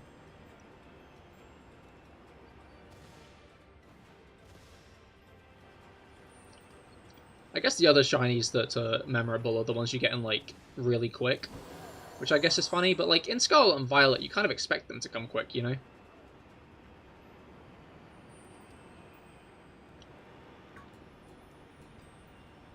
But yeah, my hot take is I would much rather the next game in the franchise. Yeah,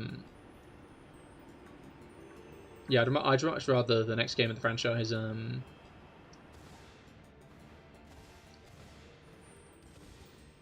up the odds again. Been hunting around 8 years, but maybe a bit longer. But you have a full shiny living dex. Oh, of course, of course. And then, so you have that and a few extras on top of it. Wait, when you say living dex, do you have, like, one of every form as well? Or is it just one of every separate Pokedex entry and then regional variant?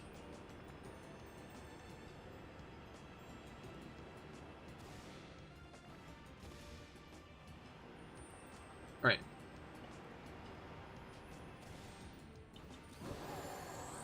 I do find it funny for, like... Because if you want to get, like, a Pokemon of every form, you have to shiny hunt Furfrou about 7 times. Maybe more. I don't actually know how many Furfrou trims there are.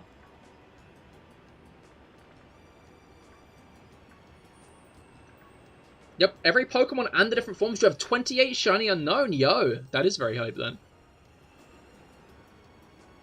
23 Vivian. Oh, did you end up getting those in these games in Scarlet Violet, or did you end up nabbing those from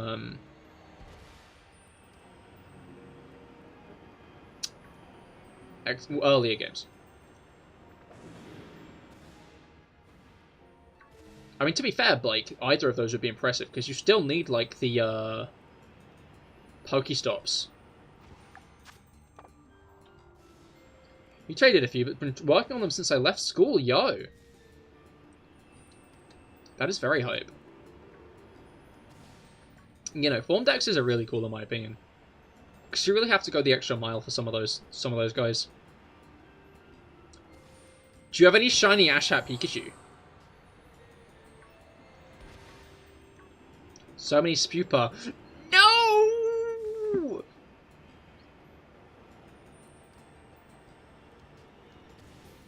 Yep, you have all of them! Yo! That is very hype. I don't know, Shiny Ashat Pikachu is probably, like, one of my favorite little, like, tidbits. Oh, there you are! You thought you could hide from me. Behind this rock here, huh?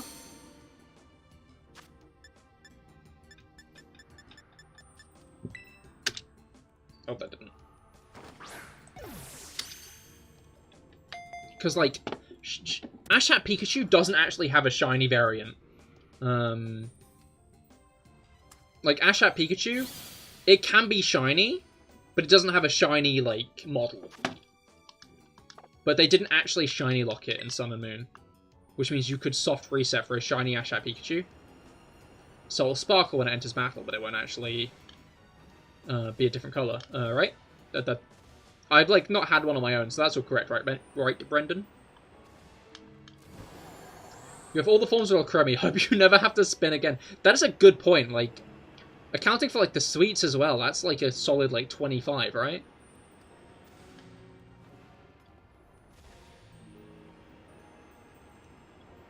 Alright. I wonder what Pokemon with far too many forms they'll add next gen. Because they gave us Vivian in Gen 6. You could argue they gave us Minior in Gen 7.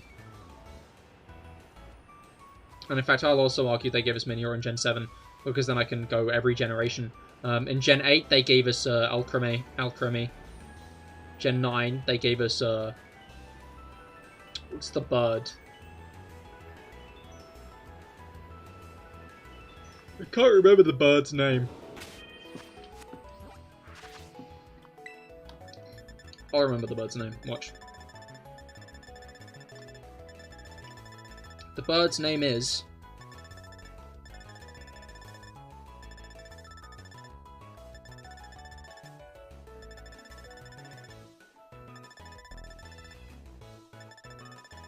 Squawkabilly. It's Squawkabilly. To be clear, I didn't see your message when I said that. I said that. I remembered that on my own. Not gonna lie, the amount of times you messed up the timing or directions... Oh, no! I wouldn't count that as remembering. Hey, I did remember, though. I didn't actually see it on the thing. I don't know if it actually appeared when I said it. I don't know if I managed to scroll past it, but I did actually genuinely remember it on my own. Or maybe I didn't. Maybe I did scroll past it. Oh, that was the brain chip. Exactly, yeah, no, it was. Wait, shit, I'm getting an ad. Give me a moment, guys.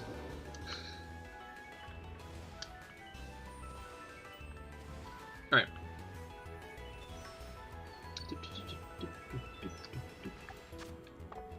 Your Mind Palace is a Pokedex. That's pretty impressive. Yeah, no, it's you actually get special themes for the Mind Palace. When you have autism. For, like, your special interest.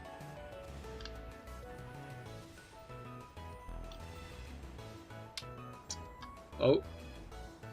You know, that patch really, like, helped the game a lot. You know? Like, the game runs so much smoother now. It's a shame they didn't patch out that weird time it lags every time you fucking, finish... Like, whenever I finish a, whenever you finish a,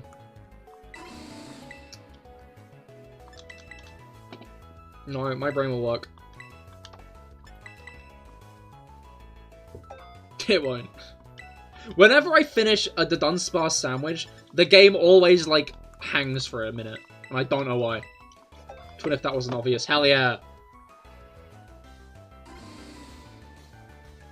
You see, the Pokemon autism is a fun one. Because is it useful in everyday life? No. But there are a lot of Pokemon, so it's impressive, like... to know that many. Alright. No triple segment that time.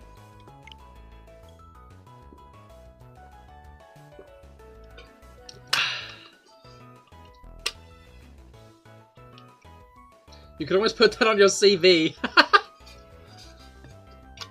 If only. If only jobs were awesome.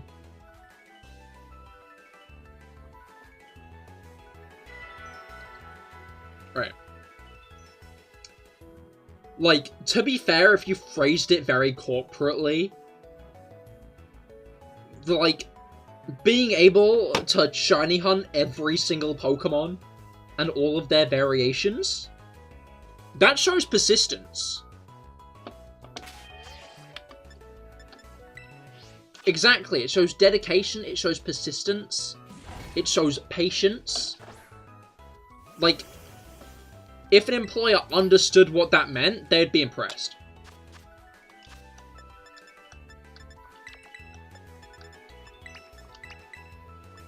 Alright.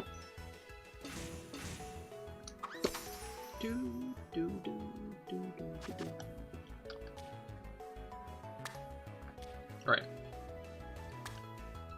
Let's get the tofu stack. You also have a non-shiny living dex, but that's not as impressive. To be fair, it is still pretty impressive.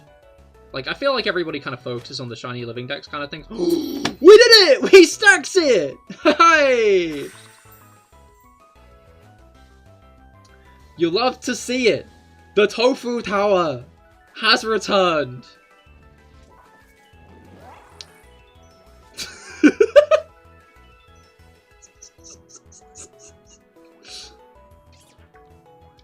Alright. Dealing Fomantis pet little tablecloth, never noticed that. Yeah, it's green. And it's got cool Pokemon on it.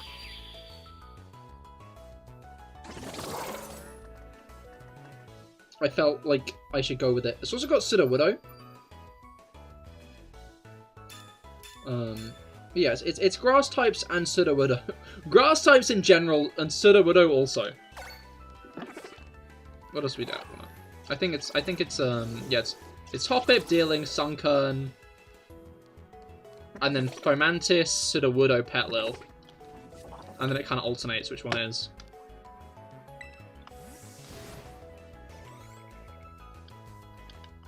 Rob list. Were you listing Rob? Didn't question that for a second. Well, for a second. Brash's propaganda is working. Hell yes, I'm sure he'd be so proud. Like, I think that's probably, like, one of the very few interesting uses of how the gym leaders do terrestrialization. Because, like, with the gym leaders' terrestrialization, they kind of always,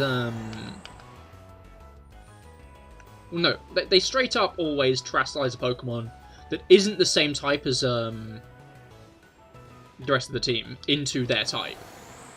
The only exception is Larry, who terrestrializes his Staraptor, which is technically already normal type. Well, no, which is already normal type. The other thing about the gym leaders' terrestrializations is the Pokemon they terrestrialize is never a Poldean Pokemon. Which confuses me. I don't really get why. It seems like they're very stuck on, like, the rule of, like, every Poldean ace isn't from Paldea. Sorry, fell asleep a little bit, lol. I honestly assumed that you'd gone to bed since you said you were getting an early night. Alright.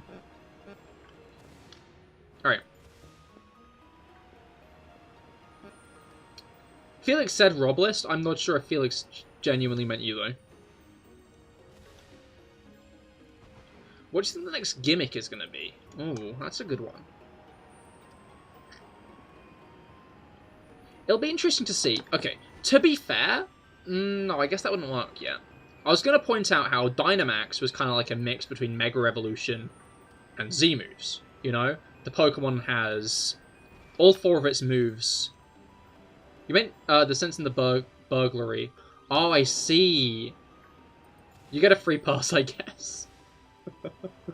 Apologies for waking you, Rob. You may go back to sleep.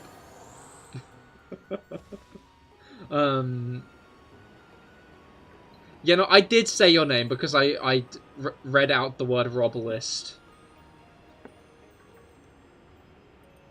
And then I mentioned you directly.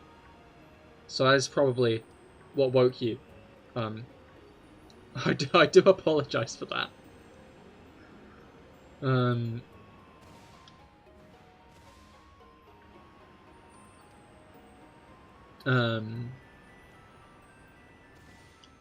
I wish I remembered where I got the tablecloth. I'm not realizing. Because then I could tell you. Honestly, I think it was probably in Mesa Goza, because it's just like the grass cloth. But yeah, next gimmick. Yeah, I was gonna point out, Dynamax is basically a combination of Z-moves and Mega Evolution. You know, a specific set of Pokemon like gain a new form when it happens. But overall, every Pokemon can do it, and all 4 moves transform into powered-up versions of the move, of the original move. You know, kind of like how Z-moves do that. The only exception is obviously, like, status moves don't become a powered-up version of themselves specifically. They, just all become Protect, basically. But I don't really think that's applicable in this case. I don't think we can get a Terastallization fusion with whatever the next mechanic is, because, yeah. Honestly, like, it'll be at least... It's okay, if you sleep too early, you won't get the full night anyway. Oh, that's understandable, that's understandable.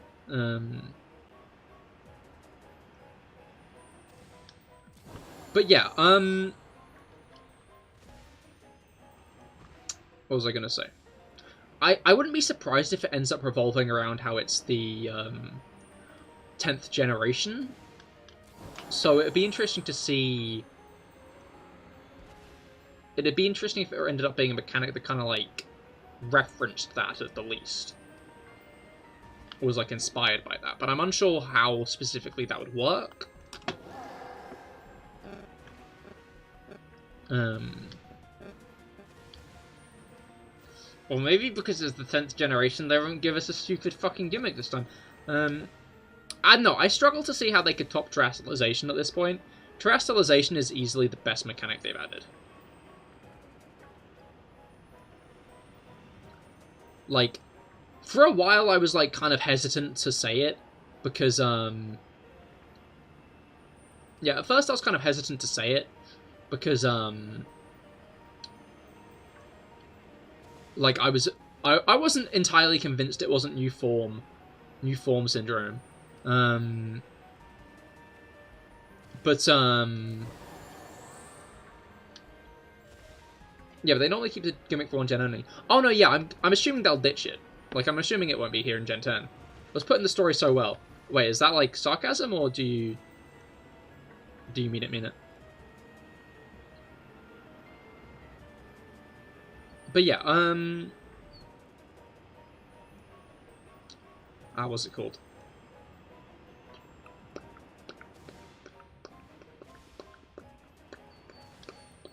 Yeah, no, Terastallization I think is one of the best gimmick, because it can be used on every Pokemon. It's more or less viable on any Pokemon in some kind of way. It doesn't have the Z-move issue of, like, if the Pokemon, like, it's not assigned to one Pokemon on the team. It can be any Pokemon on the team, which means, like, you don't have to entirely pivot your strategy if the wrong... Well, you do have to pivot your strategy a little bit if the wrong Pokemon faints, but you're probably not going to base your whole strategy around one specific Pokemon Terastallizing if you've got any brains in you. And changing your type is such a unique and interesting idea. Like, it entirely, like, flips a lot of Pokemon's viability on its head, because all of a sudden you have Pokemon who normally have absolutely shit types being able to, like, have good types.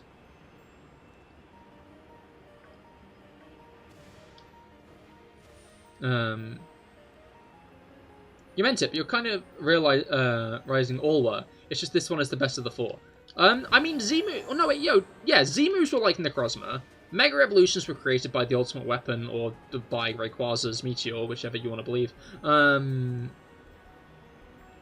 it was kind of both. But anyway, Dynamax was made by Eternatus in the Darkest Day. So yeah, they all had story integration. Terastallization was kind of like an afterthought of, like, the effects... Oh, hello.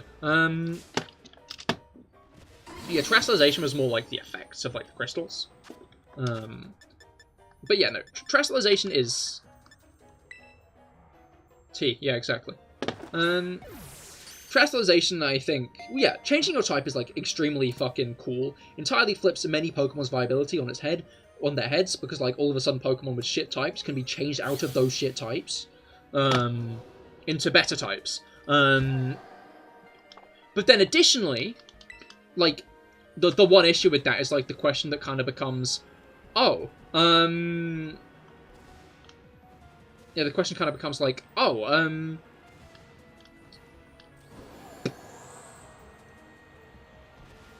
the question kind of becomes, can I actually keep a train of thought for more than 15 seconds? No, the question then kind of becomes like, oh, but what if you Terrestrialize into your type again?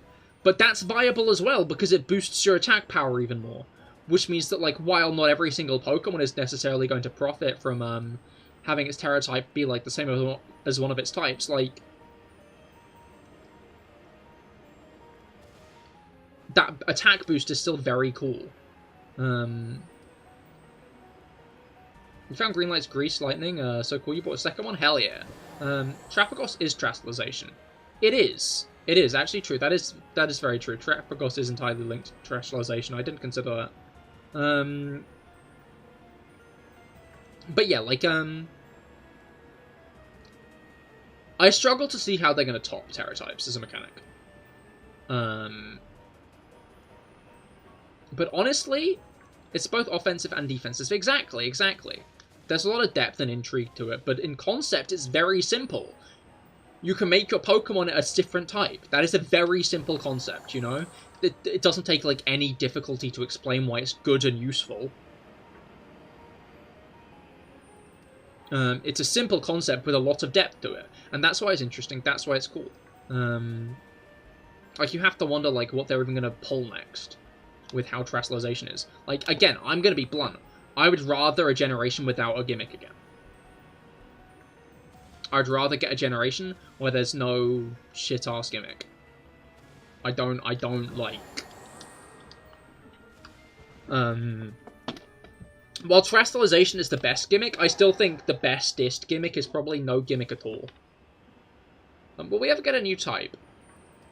I'm unsure on that one. I feel like there's still a lot they can do with the current types they have. Like, I feel like there's no need for an imminent new type. I also feel like they've got a lot of, like, the base elements covered, you know? There's not, like, many new ways they could, like, go with types that haven't already kind of been sheltered by another concept. If we get a new type, it'll probably be a new type specifically made to counter Steel.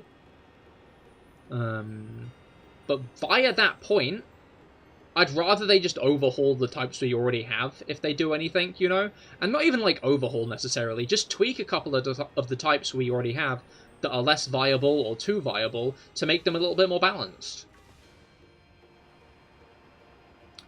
Like, Steel type was already pretty solid before Dragon was nerfed with Fairy, because Steel was the only type that resisted Dragon, from what I understand at least. Well, like Ice type, exactly. Ice and Bug, just give them buffs. Take away a few of Ice's weaknesses, give it a couple more super effectivenesses. And then, like, just set that rolling, and same with Bug, you know? Like, they're very squishy types at the moment, and, like, I feel like if you just kind of, like, moved around a couple of things with them... I did find it funny how they're like, new type? When Stella really isn't, it's just an enhanced gimmick. Yeah, no, exactly. Honestly, like, I always thought Stella would just be that. Like, I'm gonna be honest. I always thought that was all Stella was gonna be. I don't know, I never really bought the whole, oh, there's gonna be a new type hype.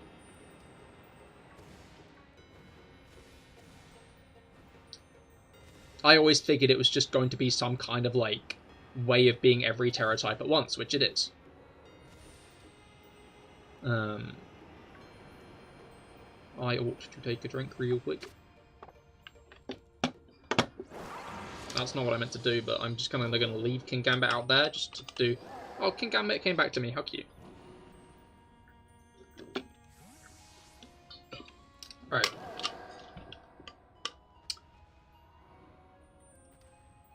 Pokéball.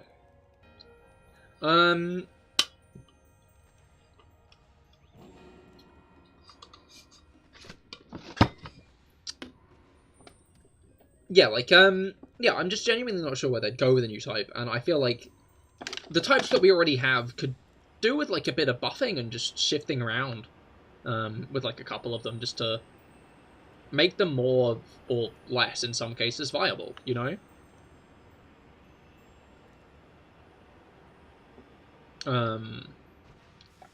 Like, I feel like one of the biggest problems with Pokemon as a franchise at the moment is that it's very set on being an esport, but it wasn't made to be an esport initially, which means some of it is, like, entirely unbalanced. You know?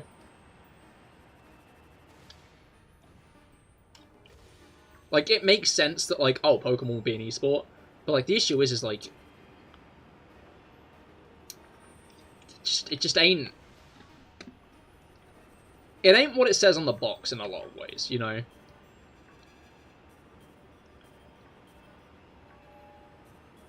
Like, there's a specific pool of viable Pokemon, and you've got to be, like, really good at the game to use anything outside of that, like, grouping, basically. And,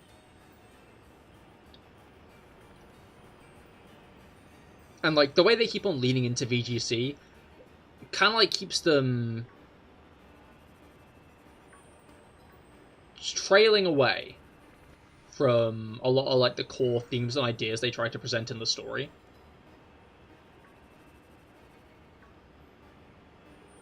IMO. So I feel like a type overhaul, or just, like, general back-end overhaul in, like, the games could genuinely go a long way in making...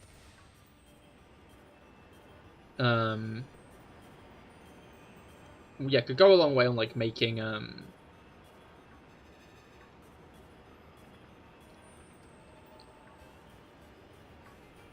like, helping with VGC and, like, making it better. Obviously, as someone who isn't a VGC player, like, I can't, like, have an in-depth opinion on this, but I do believe, like, VGC as a concept ends up clashing with, like, a lot of the core tenets of, like, what Pokemon tries to present. If I had any more thoughts on doing an egglog, honestly, not many more. I don't know. Again, it, like, I'd say it's a firm maybe, but I've not really got any plans to do it at the moment. I've got a few other things lined up that I think I'm going to do in the near future.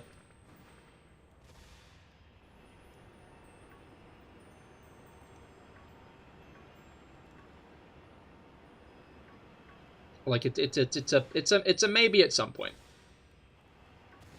But I don't think it'll be anytime soon.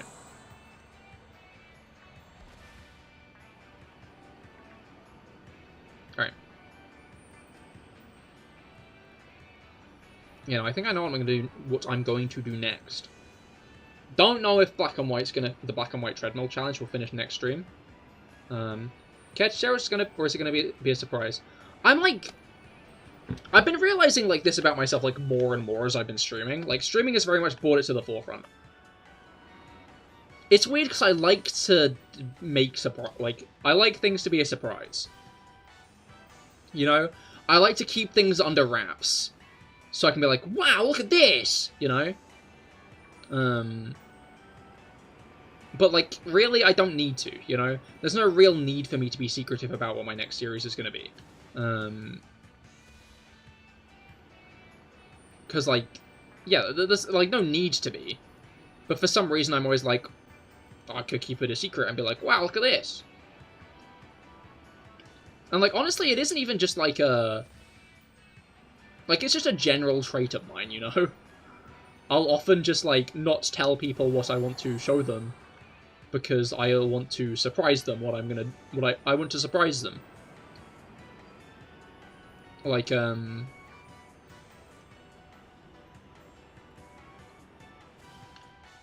yeah, for example, the other day, I caught an LA in Minecraft, and I wanted to see if, like, I wanted to check out how you, like, make a new one.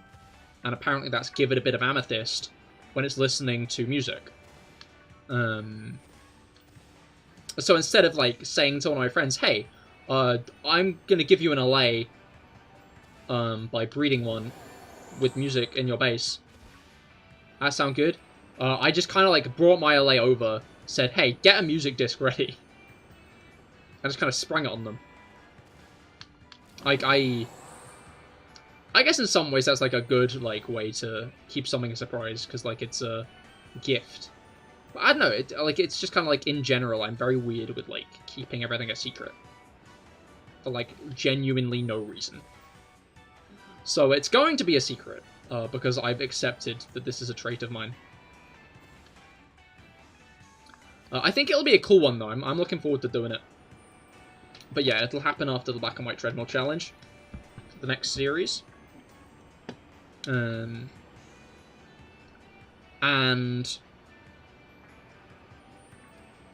it'll be a game that I haven't played on stream yet. A Pokemon game I haven't played on stream yet.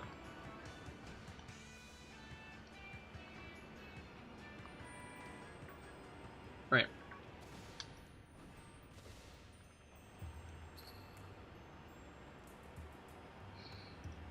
But yeah. To be fair, maybe I should be banking on Black and White remakes, because that might make the next couple of Black and White streams do well. Mystery Dungeon? I've already played Mystery Dungeon on stream.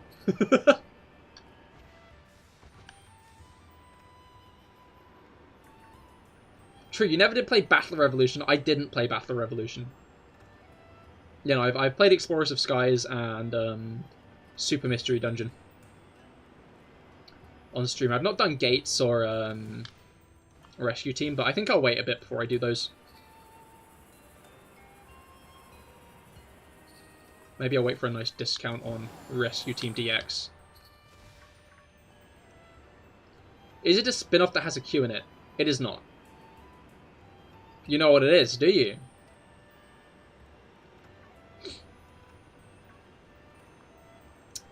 I do want to play Conquest at some point. Pokemon Team Rocket Edition, no. It is not a fan game or ROM hack.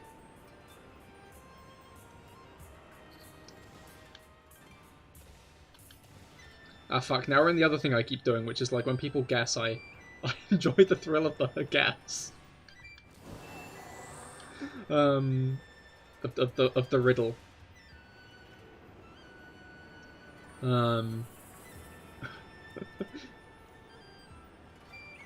But is it a Pokemon main game?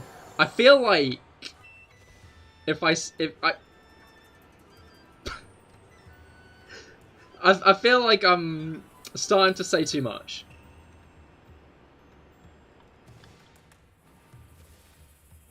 You know, I feel like it's becoming awfully easily narrowed down at this point. So no comment. No comment. Alright.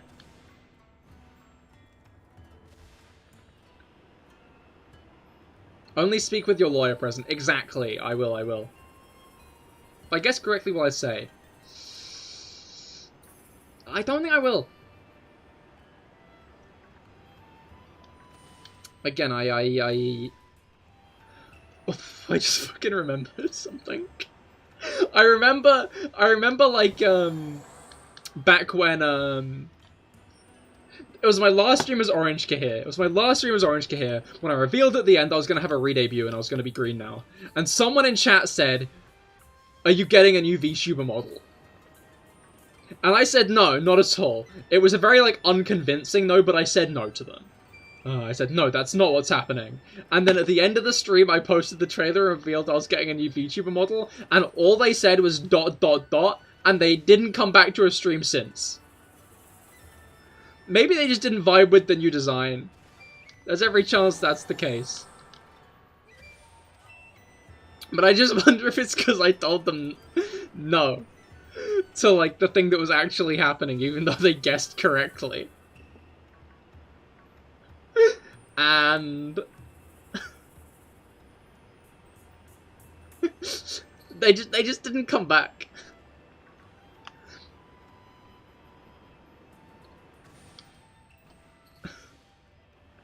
I find it funny. I find it very funny. Is it Snap? I'll say no to that one. Don't worry, you'd be back even if I told you no. I mean, yeah, I feel like I maybe shouldn't. Just as like a general etiquette thing.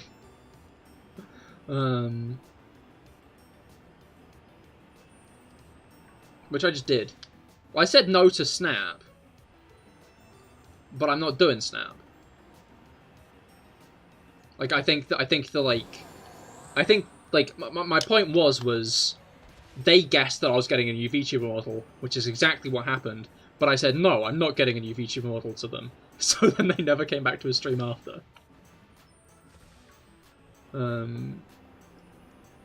I denied them the, yes, you guessed correctly. And that is one of the 2 reasons they might not have come back. Although maybe it's 3.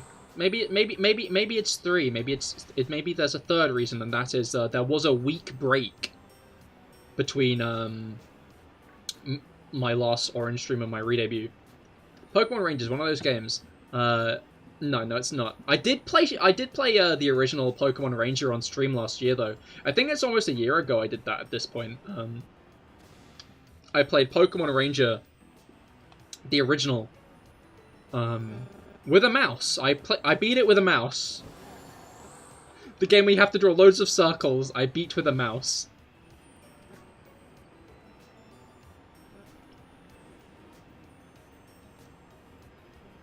And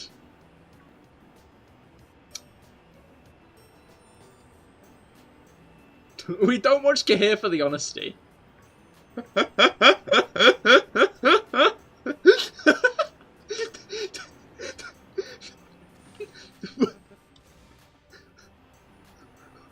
Well, now I'm worrying I lie too much.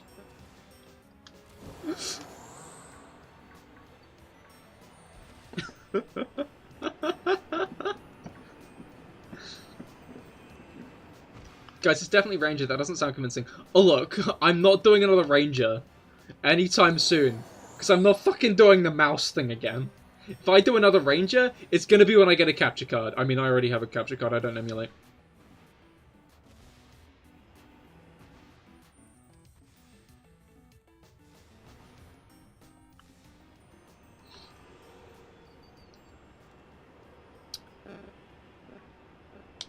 But yeah, like, Ranger with a mouse is an uphill battle. I think like Almir or Guardian Signs would be easier with a mouse, because like in the originals, you have to draw that many loops around.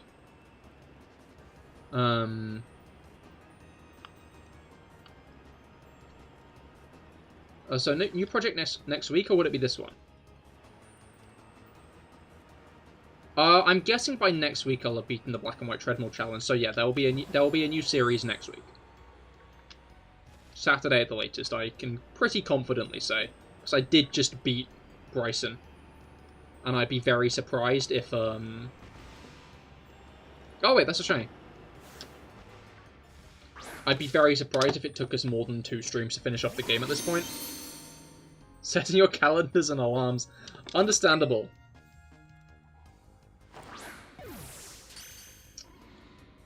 Alright. I need to figure out something to do.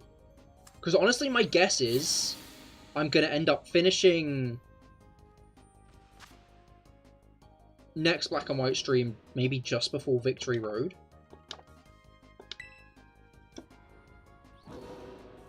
Can't wait to see you draw circles with a mouse. I mean, you already... I'm not going to be doing it again, to be clear. Like, it's not Pokemon Ranger.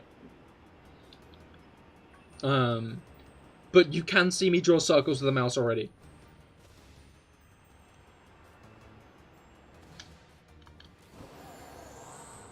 That is... Okay, final guess is Soul Silver. Oh, that's a good one, actually. No. But that was a good guess. What I wink when I said to be clear, I didn't deliberately. That wasn't a deliberate action. That was a twitch, I fear. Yeah, that was not a deliberate action. It is genuinely not Ranger. Keeping my eyes, like, as wide open as possible as to not blink. No, yeah, it is genuinely not Pokemon Ranger.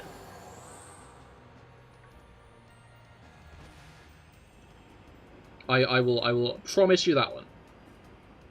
I will do more Pokemon Ranger at some point. Oh, you're only one. Okay. Understandable and apologies.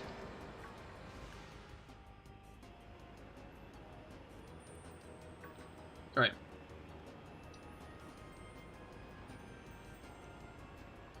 That was a what? Gets banned from YouTube for mentioning the competition. Yeah, they took you out back of the stream and shot you, sorry. Alright.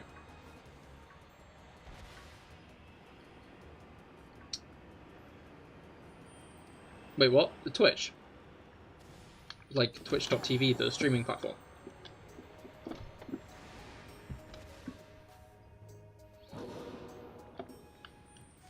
Now you don't have to see that happen to Felix Jr., so we're good. That's a good point.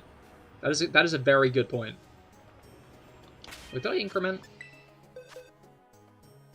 I've got to this point, but I can't remember if I've... I can't remember if I there's 30 seconds left on the clock. Yeah, we'll do one more after this, and then I'll end stream. After Pokedoku.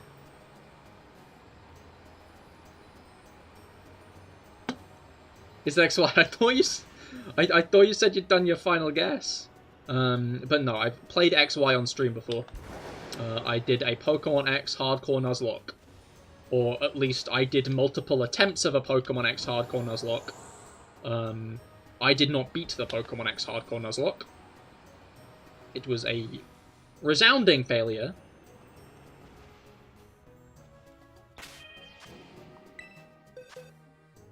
Bluntly put. To be fair, it wasn't. I got to the Elite Four, and then I wiped to... Siegmund? Have I played all of the main series games then? Not on stream.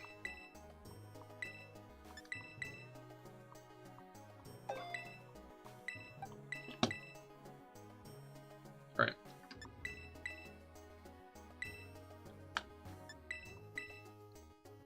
Evil Azalea Banks.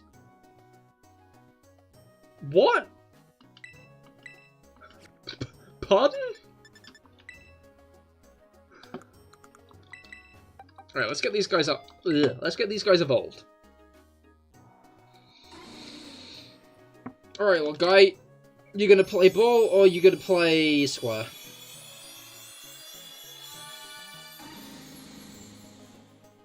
Oh my god, that's it! Oh my god, that's it! Oh my fucking god, that's it!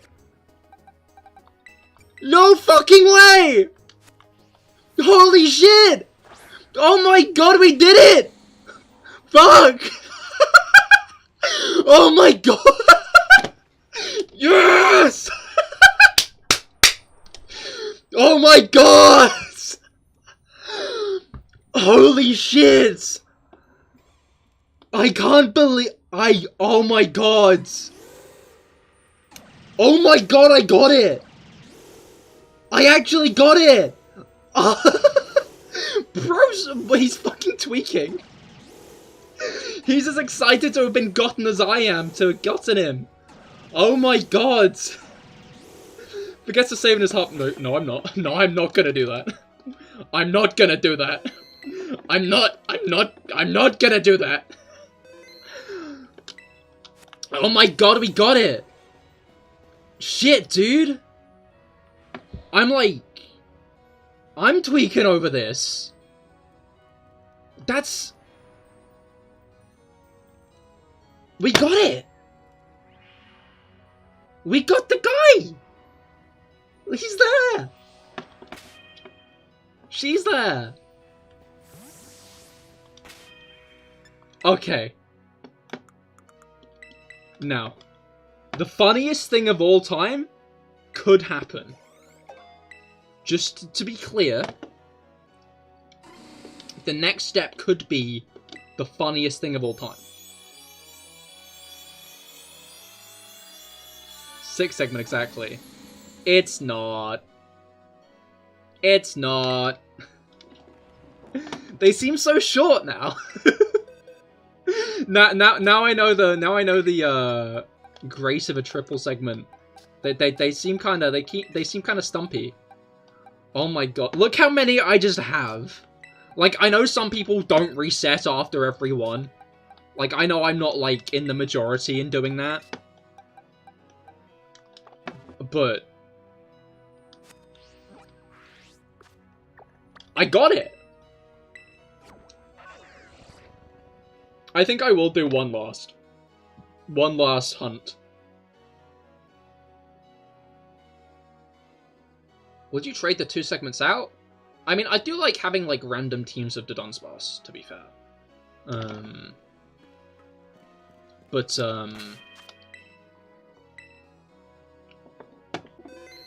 I guess I wouldn't be opposed to it. Am I gonna name it? Oh shit, right name! What should I name my triple segment Dudunsparce?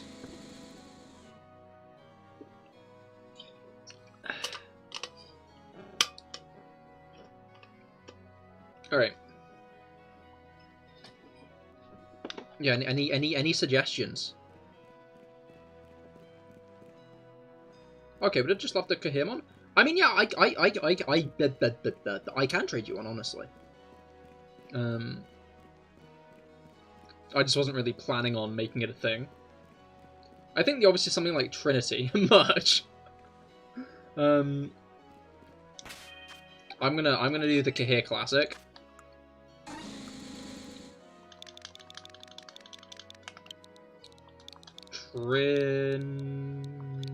Oh no, the designer tapeworm, it is. Trinity 1.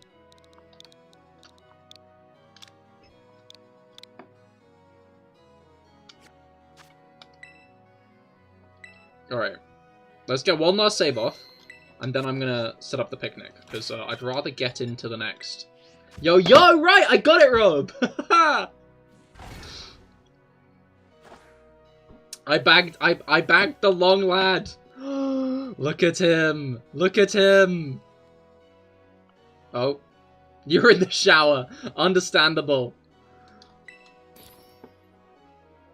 Yeah, no, it was hype. I've honestly only just got them. I'm gonna do one more. I'm gonna do one more. One more sparse hunt. You know what? I got it on a tofu tower. I towered up the tofu and I got it on one of those. And I said the tofu tower wasn't bringing me luck.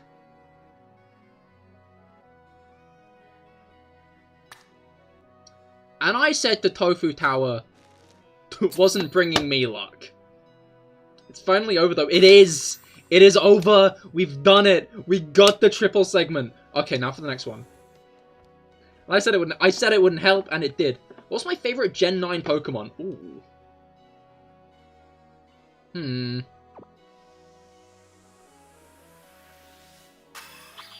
That is a good one. There are a lot of Pokemon in Gen 9. Pokemon Generation... You got like a Pokemon database list? Your Pokemon, you know what this will do. Alright, yeah, of course Taurus is going to be at the front, because Taurus is like the first. Favorite Gen 9 one. Doesn't have to debut in Gen 9. Well, now I'm going to say Krogunk. Alright, Krogunk or Gimmighoul. Those are the...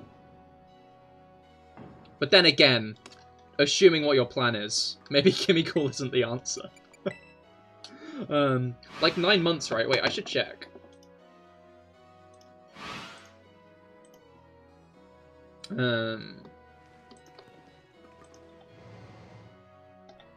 Yeah, I do. I know I'm like normally like I'm gonna be secretive, but I've already talked about this. My next Scarlet and Violet project, my next Scarlet and Violet shiny hunting project.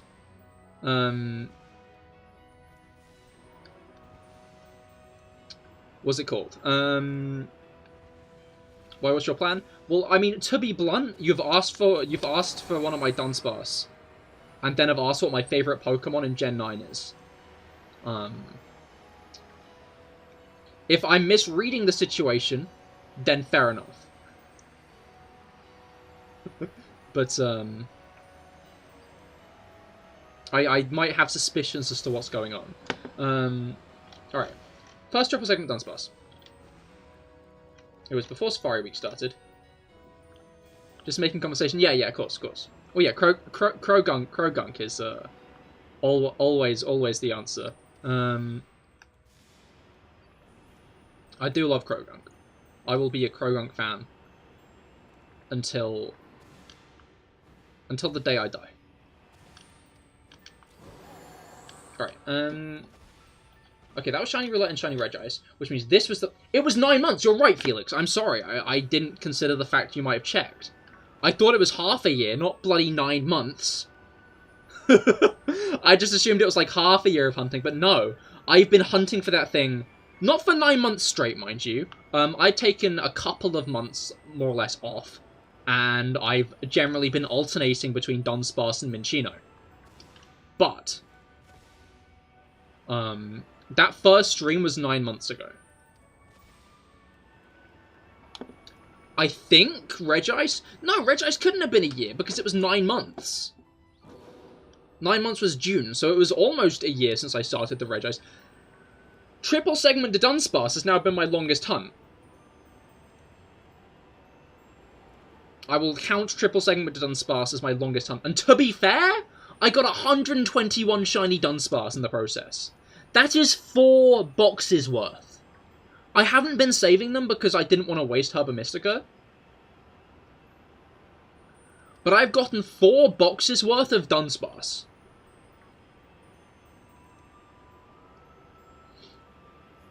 Like... Oh, Trinity Worm is still up front. Not sure that's the right word. Wait, what do you mean it? Huh?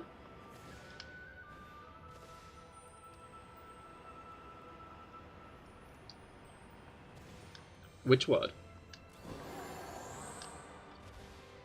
But yeah, like, yeah, my next hunt, I think, is going to be, like, okay, I wanted a box full of Krogunk, and I might go for a box full of Krogunk, but also I like the idea of getting 1 Krogunk in every type of Pokeball. You know? I'd, like... Because I've got 1 in, like, an Ultra Ball, I think. From BDSP. Which I'll have to re-download for this plan, because I want to do a couple of BDSP Krogunk hunts. Oh wait, no, it's in Sword and Shield. I got 1 Krogunk from Sword and Shield. Oh, I could bring back Shiny Roulette. I'll get a couple of, like, wild Krogunk in a couple of balls. And then I might do some Krogunk Shiny Roulette. I think that could be really cool. I'll also want to go back to Legends Arceus to capture a Krogunk in every single Legends Arceus type of ball.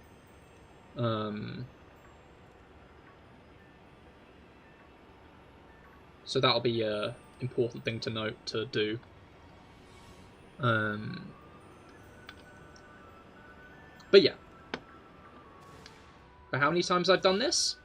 I mean, I've gotten 121 shiny Dunsparce at Macremi. But, welcome to the stream, first off. And second off, it's actually over. I'm just doing an encore round. I got it. I got the Sparse. I got the long lad. This is just a final lap. Oh, what's that? What's what?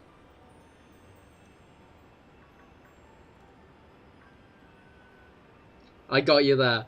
Yeah, no, I mean, that wasn't the the intention. I know, I just, like... that was only going to be, like, one more round. This stream. If I got it at the beginning, maybe I would have pivoted, but... I didn't. I got it near the end. It's genuinely insane to be done with such a long hunt, you know? Like... this is why I love shiny hunting. I'm gonna be, like, entirely honest and blunt. Like, I'm gonna be entirely honest and blunt. Like, this shiny hunt has been fun. It has been enjoyable. I've thoroughly enjoyed hunting a Dunsparce for 9 months straight. I could have had a baby in this time. If you're punishment, pat your head. No. No.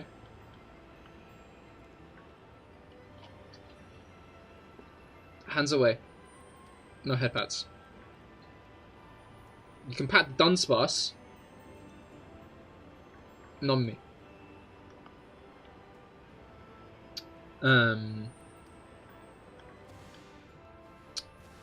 What's it called? Yeah, no, long hunts. Long hunts are fun. Like this is a hot take. Don't see any fangs in my mouth? Ah, they're very big. And sharp.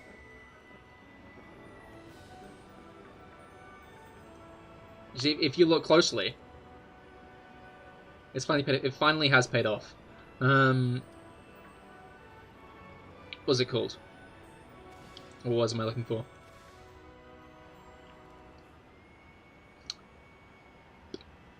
You know, I love long hunts, you know? Like, long hunts, like, you get to the end of it, and then you remember the hunt, you know? When you like, shiny hunt and you get it within half an hour, you're just like, cool. But when you have to spend, like, 9 months straight looking for a shiny, you feel that. When you get it, you feel that. When you finally manage to get that shiny, you feel that, you know? And that's what I like about, like, actually long hunts. Because, like, shiny hunting... like, even when I did a few shiny hunts, from the DLC that was, like... I did a few shiny hunts from the DLC that were, like...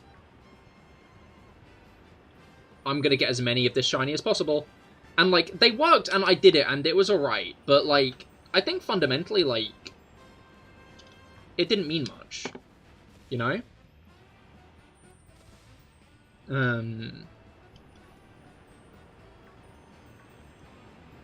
Like, it just...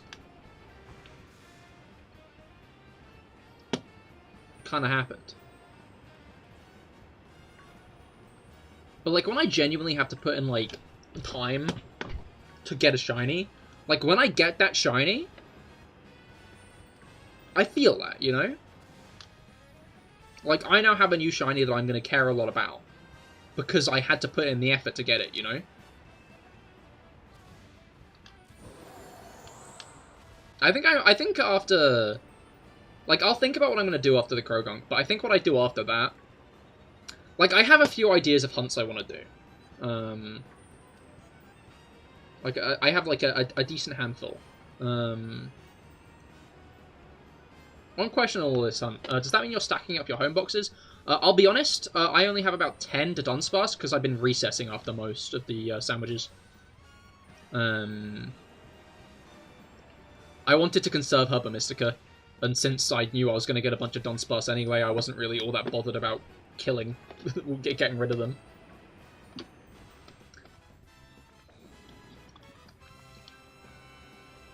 Alright,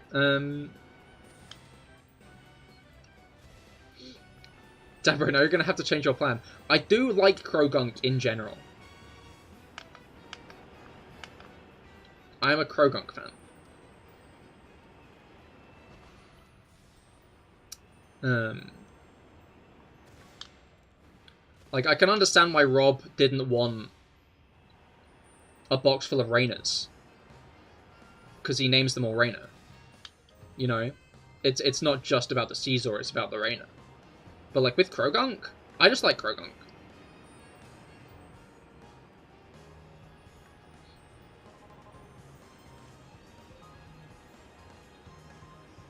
Alright.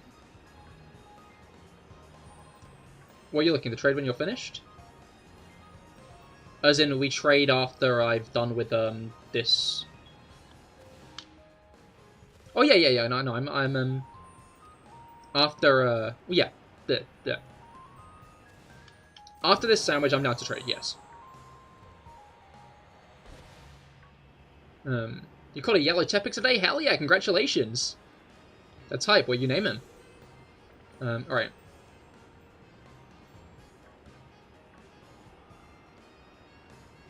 Alright. Oof, you're a mistake for bringing that up. I mean, like, not really. Like, I just don't keep him. At least you're not a Milcery enjoyer. You do have so many of it shiny from your home file due to its outbreak event. Oh, that's true. That must have. Do you have all of the forms? All right. Yeah, I feel like it was cheapening the name, but you could have easily got a box full. But it just felt bad. That's understandable. That's understandable. How many of the shiny future Pokemon have you caught? I've got Valiant, Thorns.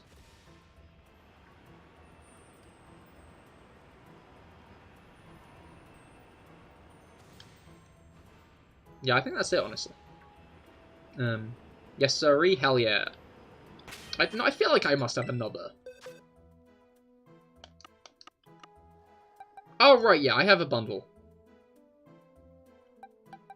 I have a bundle, I have a Thorns, and I have a Valiant somewhere. Yeah, the Valiant's here. The Valiant's currently in my, like, paired up box, because I got two of them.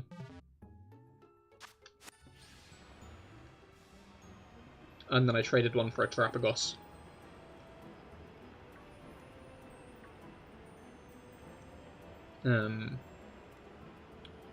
Which I would flag as a worth it trade. Right.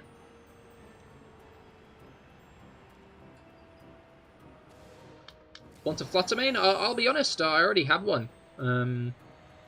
Rob gifted me one a while back.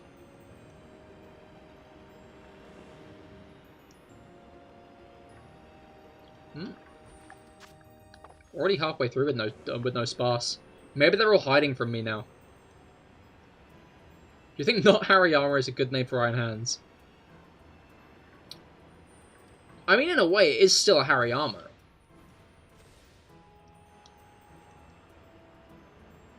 But, it is still an amusing name.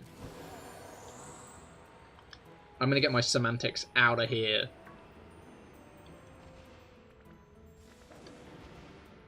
Right.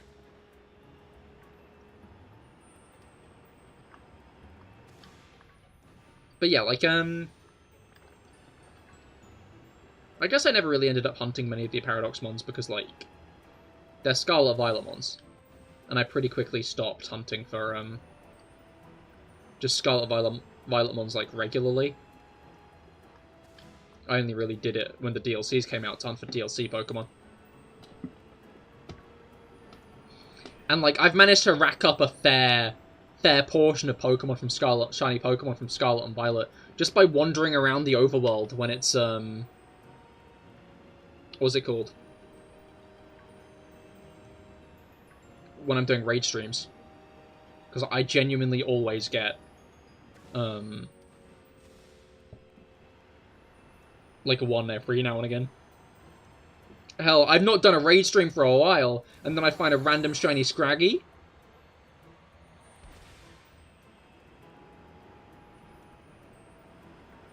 I don't know, I always feel weird finding shinies off stream, like, randomly.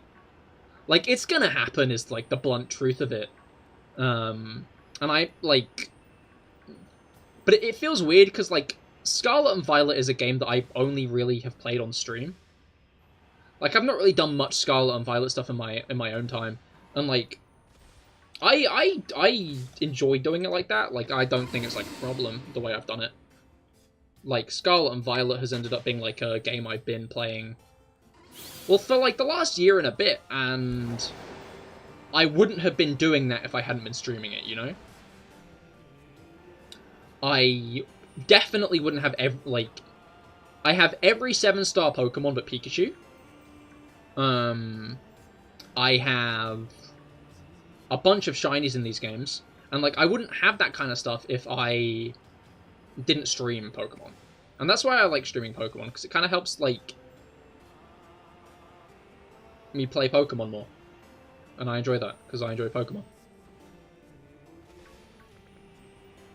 Because, like, while, like, my Pokemon obsession doesn't really fade, like, I go through, like, varying hyperfixations of, like, how much I'll play Pokemon.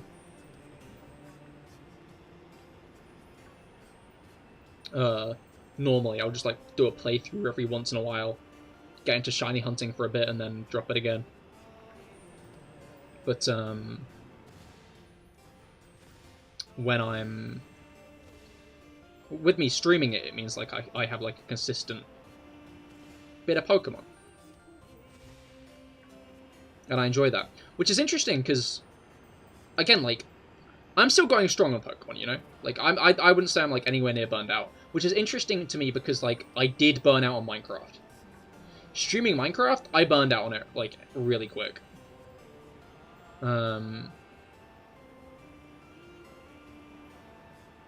Like, you do, I'm enjoying your good vibes here? Hell yeah.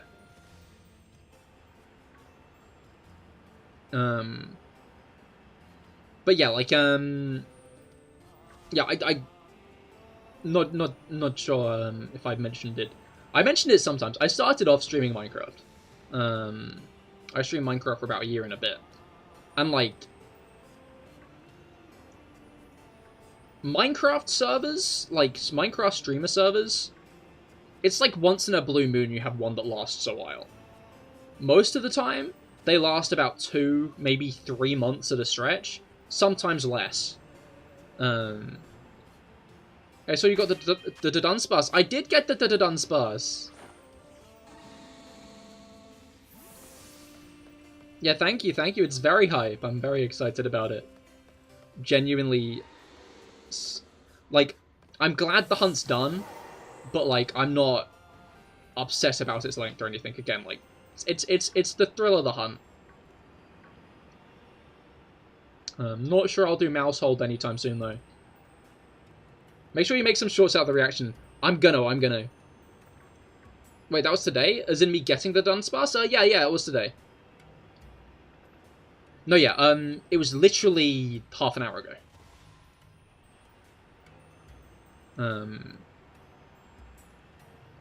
I got the Dunsparce, and then I'm doing, like, one last. It was a good one. You see, that's also why, you know? Because, like, it's exciting. It's exciting when you get a shiny you've been hunting for a while. You know? Like,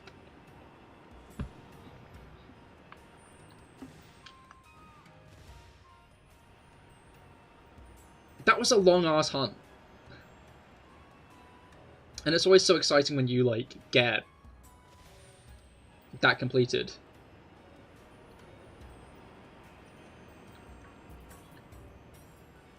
That's divine punishment for you. 1,000,000 head packs. No, stay back. I'll get it like a stick.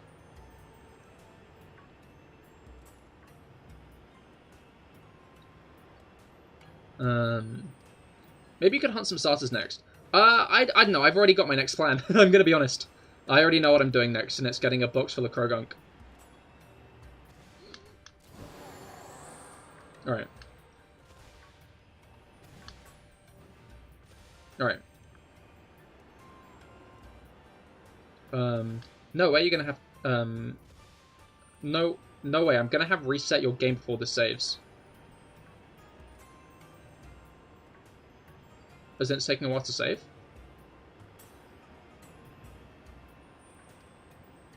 Right. You do own a Manaphy egg from your Brilliant Diamond file. Well, that can't be... That's locked, though, isn't it? I mean, I have a Manaphy if I wanted a Fiona, but I don't want a Fiona at the moment. Yeah, don't want to save just yet? Ah, okay.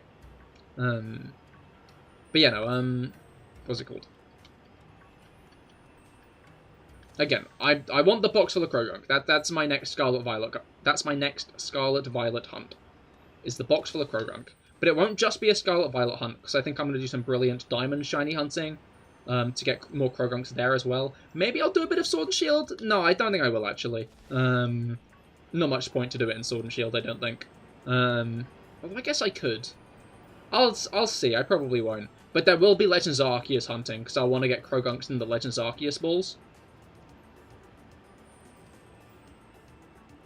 Obviously.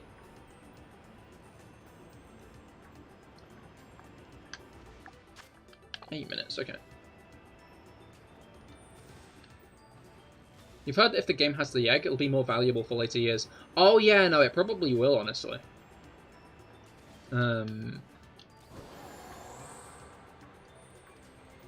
Like, yeah, because the event is now long over. Although, it'll be interesting to see if it does. Bluntly put. Hopefully it does for your sake. But, they aren't really the best remembered games, so... Is Legends worth rebuying, in your opinion? You lost your copy a while back. I've not really played Legends in a while, honestly, but, generally it was, I enjoyed it when I played it. I enjoyed it thoroughly when I played it.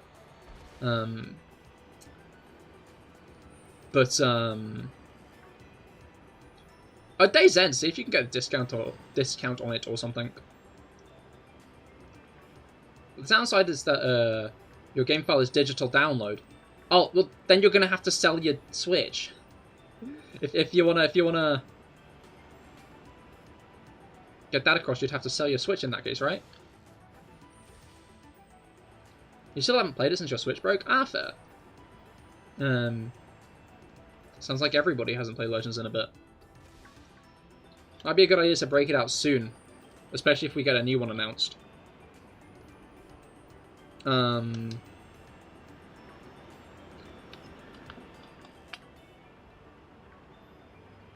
But yeah, like, I don't know, I want a bunch of shiny Krogunk, because I only have a couple at the moment, you know? I have more shiny Spewpa than I do Krogunk, and I don't even like Spewpa. I don't hate it. It's forgettable, isn't it?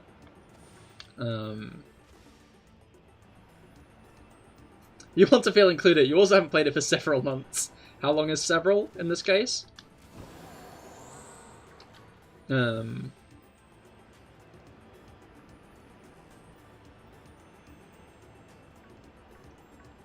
Thanks, Spewpa. I'm glad finally someone agrees with me. Okay, I don't hate Spewpa, I just think it's forgettable.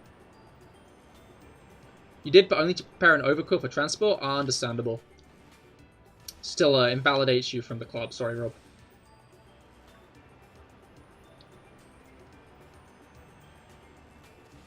Alright.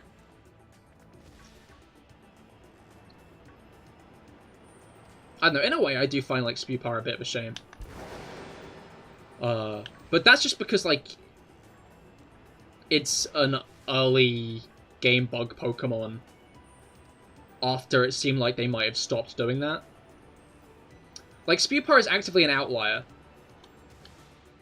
I have actually no idea, but probably like a year. Well, that is a couple more months than several, Felix. It's fine, you're proud to be a casual PLA enjoyer. Understandable. Alright.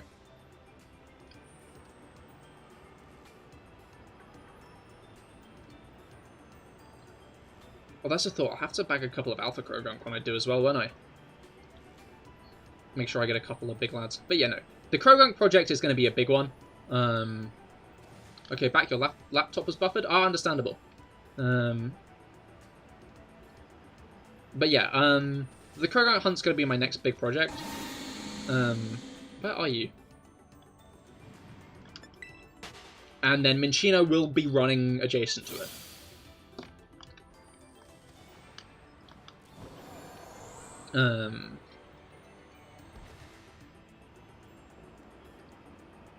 Just because, that we really just haven't got another Dunsparce. Like, I'm not complaining much. We did get the Dunsparce. So, like, that's important. But, it's a shame we didn't get, like, a final one. Kind of comical, honestly. But oh well.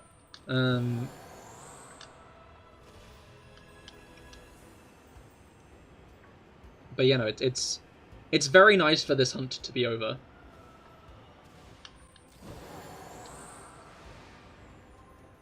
Miraidon moves its jets downwards. I feel like I might have noticed that at some point, but I feel like I've unnoticed it. Alright.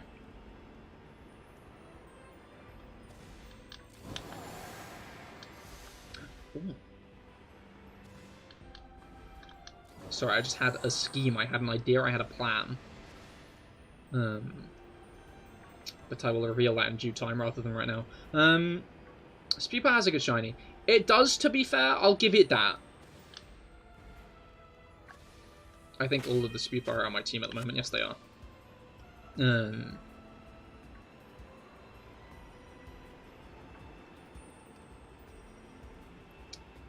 But yeah, no, I just want a box of shiny Krogunk. I love Krogunk, and I don't know. Maybe I'll even try to make a video out of it, because obviously, like, catching a shiny Krogunk in every Pokeball, I think is an impressive goal. You know, like, I'm kind of inspired by that one guy who caught Palkia in every kind of Pokeball. Like, that's like that was an interesting video.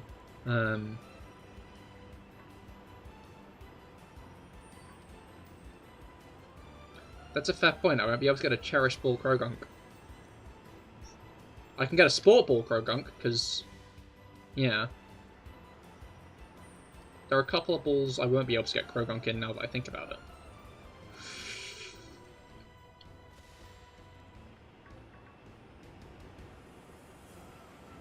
I think Krogunk has a lower catch rate than Palkia. Okay, like, we can't be sure. We can't be sure on that one, though, can we? Can we be sure on that one? I'm not sure we can be cool. I'm not sure we can be sure on that one. Like, Krogunk is pretty cool. Have you considered that? No, yeah, I'm aware of that much. I feel like Palkia is a pretty hard Pokemon to get one of in every Pokeball because, like, you know, you have to restart the game for every single one. But, what was it called?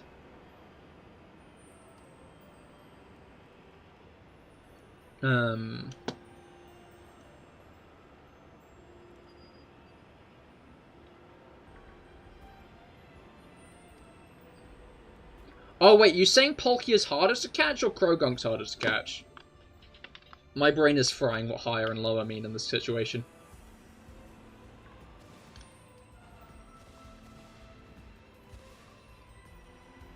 But,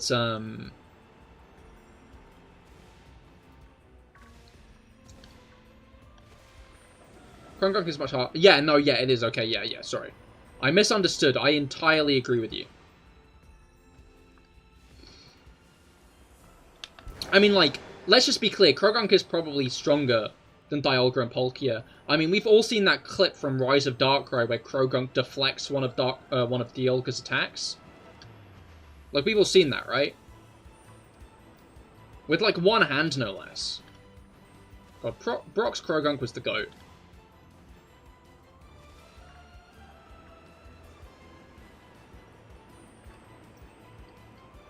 So to clarify, you mean Krogunk is a cool guy?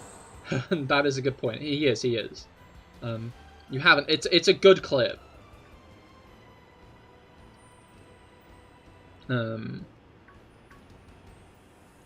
I'll have to send it to the Discord later.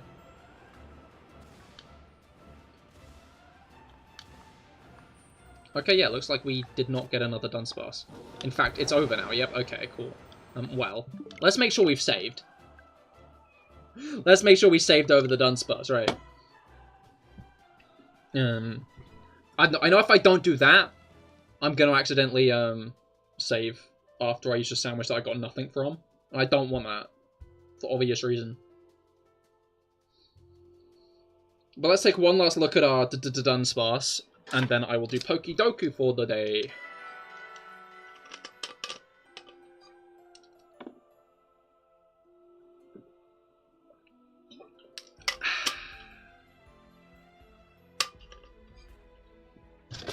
Oh shit.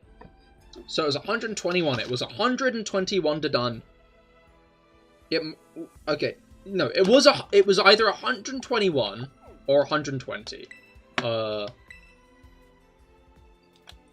Alright, yeah, we can do the trade. Let me just get to, I guess I can. Alright, I'm gonna have to connect to the internet now. Alright. The code is going to be 2 with a couple of zeros in front of it. So that's 0002.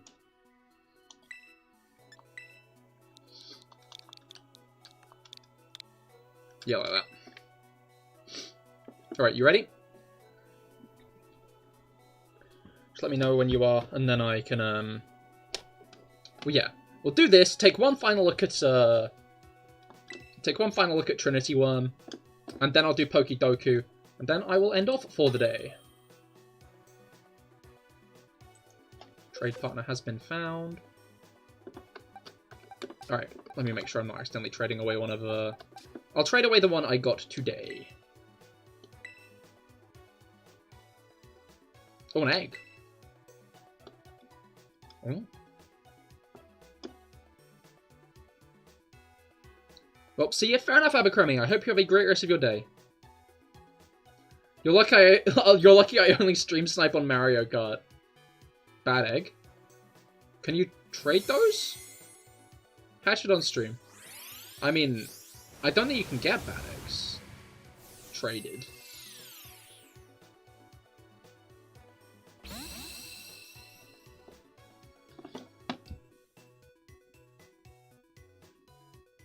Like, bad egg says bad egg when it's a bad egg. Yeah, I'm guessing it's not a bad egg.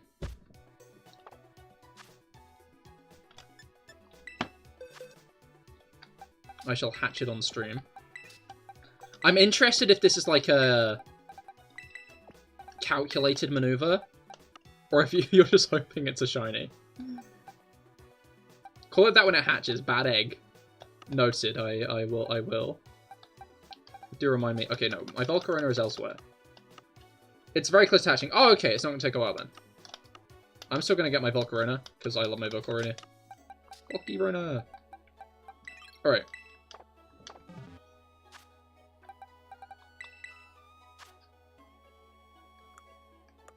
Yeah, we'll hatch soon. Interesting.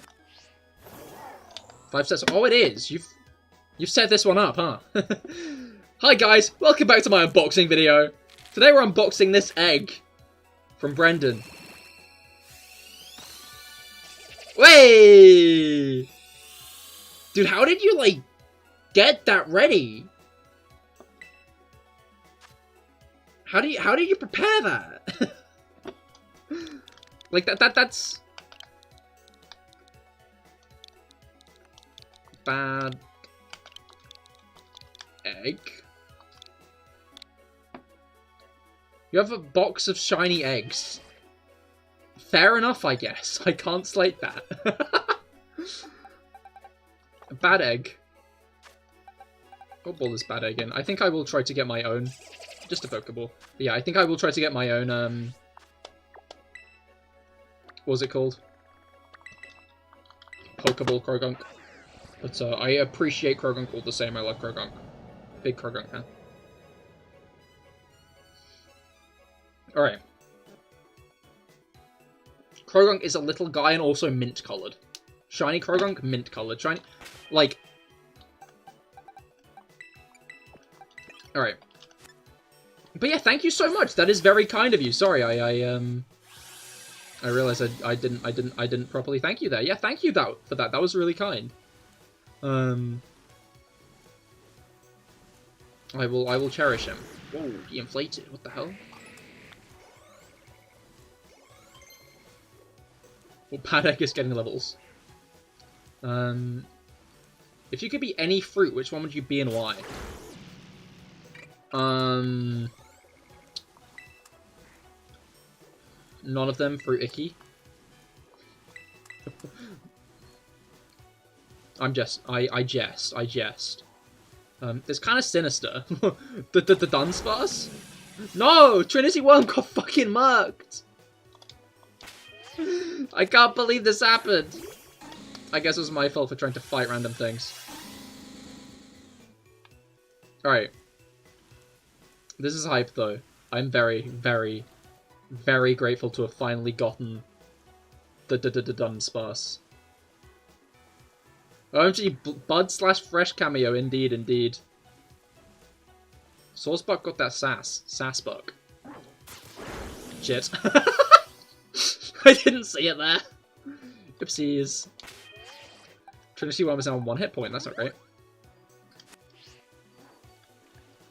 To answer your own question, you've been orange so you could annoy your friends. I like the implication that oranges are inherently annoying. Like, maybe that wasn't what you were going for, but I do greatly enjoy the, like, implication that oranges are just annoying as, like, a thing. Like, that's just how oranges are.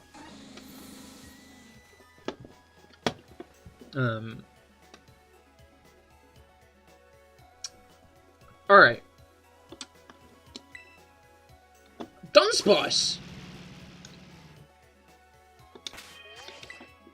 I am extremely hyped about Trinity Worm.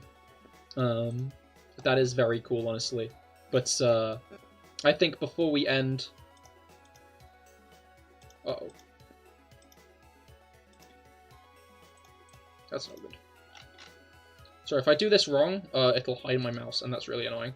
Yeah, before we end, it's Pokedoku time, because I love a good bit of Pokedoku. We got Kanto, Baby, and Monotype. Normal, Fairy, and Poison. Interesting. This is a very, like, interestingly paced thing. He's sizzling along, indeed. Satisfaction, indeed! Okie dokie. Leak Duck. Kanto normal type. I wonder what they put for that, huh? Surprised that they didn't have Gala and Fighting along with it.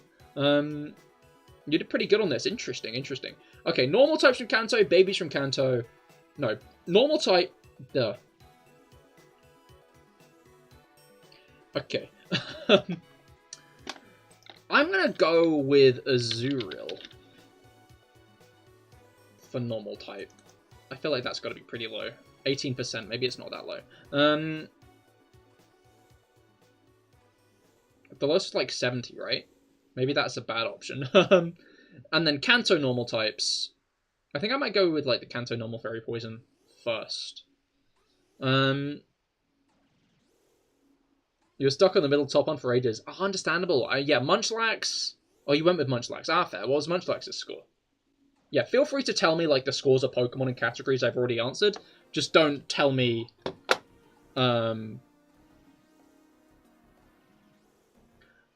Yeah, just don't tell me if I've not answered a category. Alright, so Kanto normal types. What does monotype mean? It means it only has one type. I'm gonna go with Mega Kangaskhan.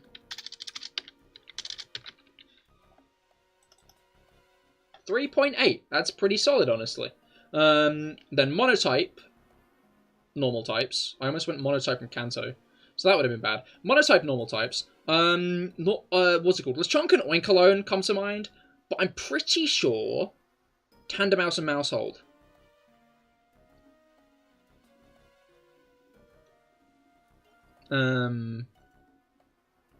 Mono-normal.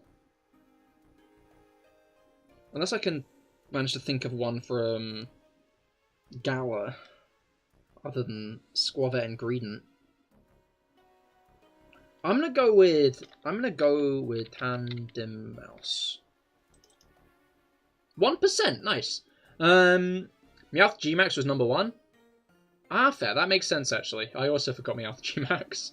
Okay. Kanto Fairy types, and then Kanto Poison types. I'm gonna go Mega Gengar for Kanto Poison types. No, I'm gonna go Gengar G-Max. 0.7, hell yes. There are a lot of Poison types in Kanto, to be fair. And then Fairy types from Kanto. Obviously, more Megas is probably the best bet, but are there any Fairy type Kanto Megas, I think becomes the question. Because, like, which Pokemon became Fairy types in Kanto? Because, like, that's the issue, is it's not like I'm looking at Pokemon that have always been Fairy type, they became Fairy type. Obviously, we have Clefairy and Clefable and Jigglypuff and Wigglytuff. But other than that...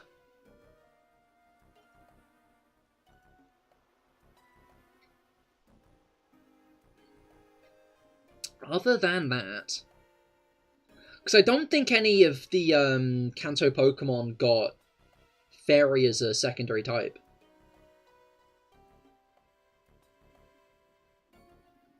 I mean, yeah, don't tell me if I'm missing one either. I prefer not to have hints. But, I felt like I was anyway.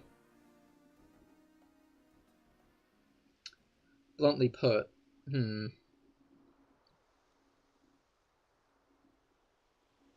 Okay, so... Mr. Bastion. Oh shit, it is! Of course! Fairy type from Kanto. Like, part of me at Day's End is wondering if, like, Jigglypuff or Wigglytuff would maybe be good answers anyway. Although I feel like if there's one I'm missing, it would probably be the lowest, right?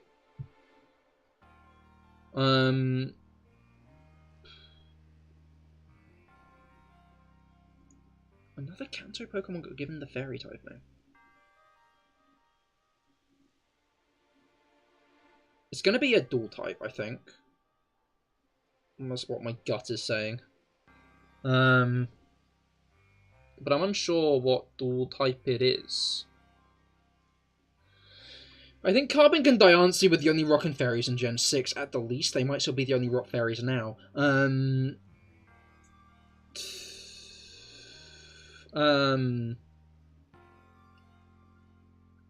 it's not going to be any of the Rock types. Part of my guy's wondering if it was... I feel like I'm getting close to it. Wasn't Jinx. Mr. Mime! You almost spoiled me there, Rob. Because you said Mr. If I formed that connection in my head, that could have been funny. Don't stop saying Mr. Basculin, actually. Mr. Basculin is funny. I just realised I could put you off saying Mr. Basculin, and I don't want to do that. But would Mr. Mime get that low, I guess, ends up being the question. I'm going to put Wigglytuff. 15%? There are 5 of them, which means 20%. That's probably anywhere from the middle to the top. As in, like, the middle to, like, a higher answer. Mr. Mime is the best answer? No! Oh, well. I might not have even thought Mr. Mime existed if I, didn't hear you tell me, so I guess that might be the best. For the best. Fairy babies. Obviously, Azurill is another fairy baby. Going to submit a fan puzzle where Basculin is a solution, is a suitable option for as many boxes as possible. I think that would be the best case, really. It was less than 1? Mr. Mime was less than 1%? There's no way that many people forgot about Mr. Mime. If that's the case, then is Wigglytuff the next best answer? Alright. Fairy types that are babies. Obviously, Igglybuff and Cleffa. Togepi. Azurill. Shit. Mime Jr. But is Mime Jr. fairy type? Don't answer that. Is Mime Jr. fairy type? I think it is. It is! 11%! Oh.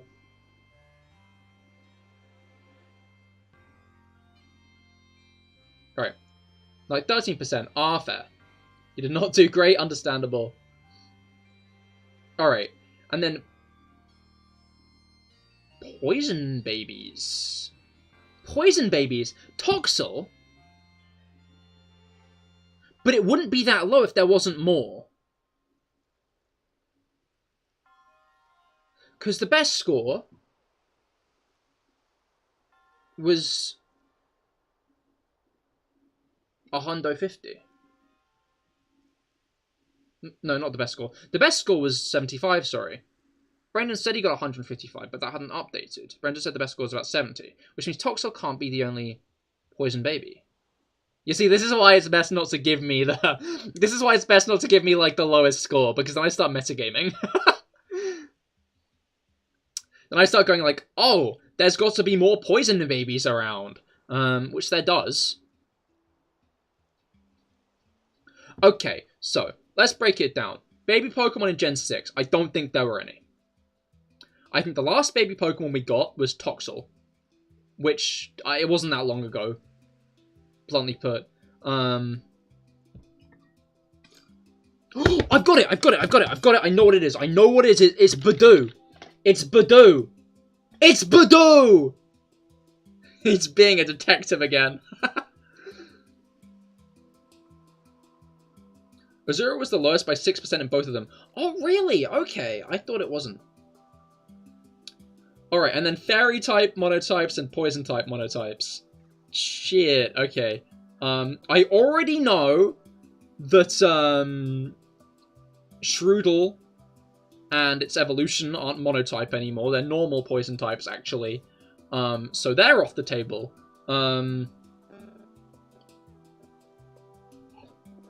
Mono poison types. Okay, Pokemon like Trubbish are going to score high. So Trubbish, bad answer. Awful answer. Abysmal. Don't put Trubbish. Part of me wonders about Cleffa as a monotype fairy, because monotype... Because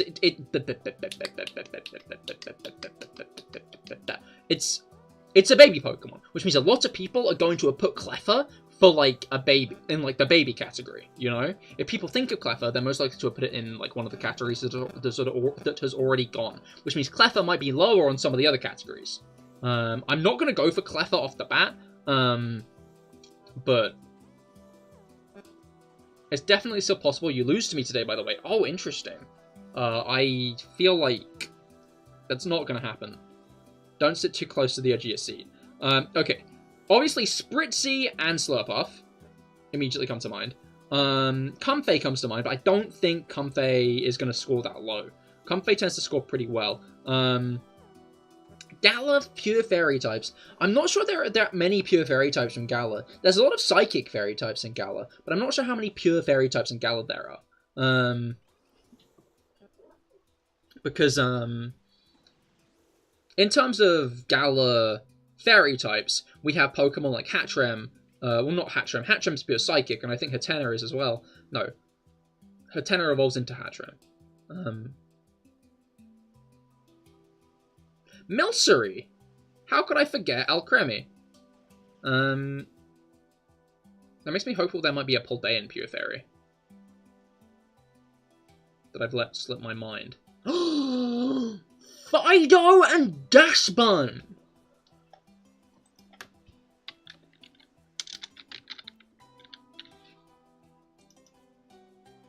It's 1.7%.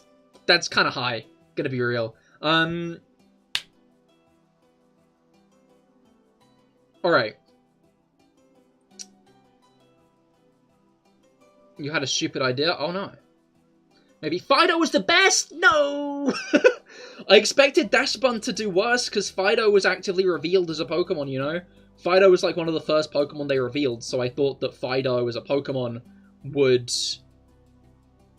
stick out to people more, but I guess not. I guess people think of the evolutions more. I think I need to, like, mentally clock that like, people think of the evolutions more.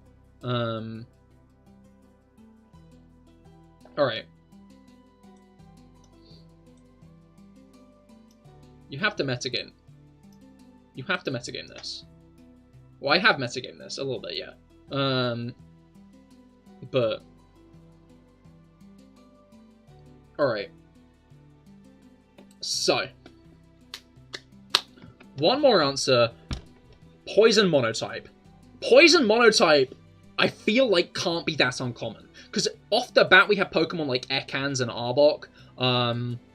There are none in Gen 2. There are very few poison types in Gen 2. But like immediately into Gen 3, we have Pokemon like Gulpin and Swalot. Gulpin, these nuts, by the way. James, please don't tell me answers, James. I do like to answer it on my own.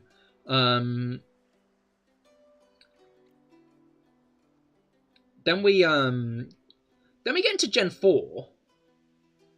Obviously, Grimer and the Grimer line and the what's it called? Yeah, obviously the Grimer line and the Coughing line I've missed, but there are a lot of mono poison types, is what I'm trying to say. And my cat is here to help as well now. That's great. That's wonderful.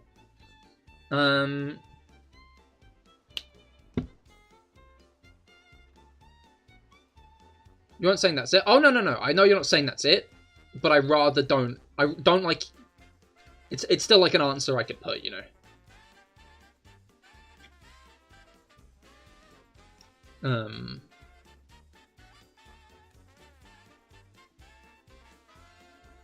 I might beat you. Well, we'll see. I might manage to trip at the finish line. Poison types. Pure poison types. Mono poison is an interesting category. I'm unsure if there are any in Sinnoh. I know there's Pokemon like Garbodor. Fuck. I know who I'm gonna put. I'm gonna put Garbodor. I'm gonna put G-Max Garbodor. 4.9! 82. Swalot was less common? Regular Garbodor got lower than G-Max? I'm molding. What do you mean regular Garbodor got lower than G-Max? I should have thought of the Nidorans. Everyone forgets the Nidorans. I was best on that category. I was one of the best on that category. I was second to best on that category. It was only a couple of points difference. It was only a few points difference there.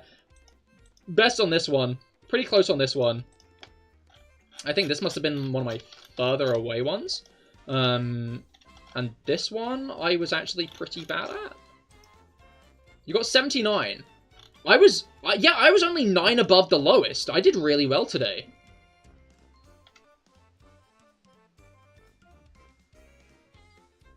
Gen 6 has none, as in no pure poisons. Alright. I regret going with... I felt so smart putting G-Max Garbodor, but... To be fair, like, I should have just put Swalot or Gulpin. Only Gulpin or Gold. To be fair, Gen 6 is, like, very, Gen 6 doesn't have many Pokemon. Gen 6 is one of the smaller generations. It would only be likely to have anything in, say, the Mega category, but there wasn't.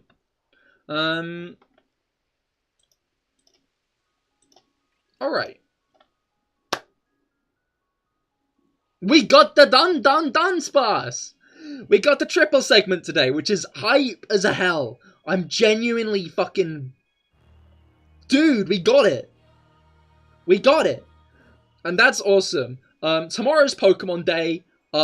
Unless there's, like, nothing interesting announced, I will probably post a video of my reaction. If there's nothing interesting announced, then I probably won't, I'll be honest. If we get nothing, I'm not going to post the reaction just because there's nothing to react to.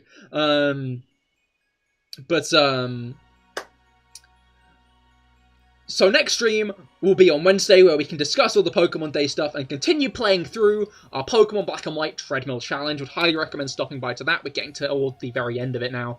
Congrats again on the one. Thank you all for all the congratulations. But yeah, I hope you'll have great night's sleeps and great rest of your days. And I hope your Pokemon days go well and you get what you want from the direct, from the presents.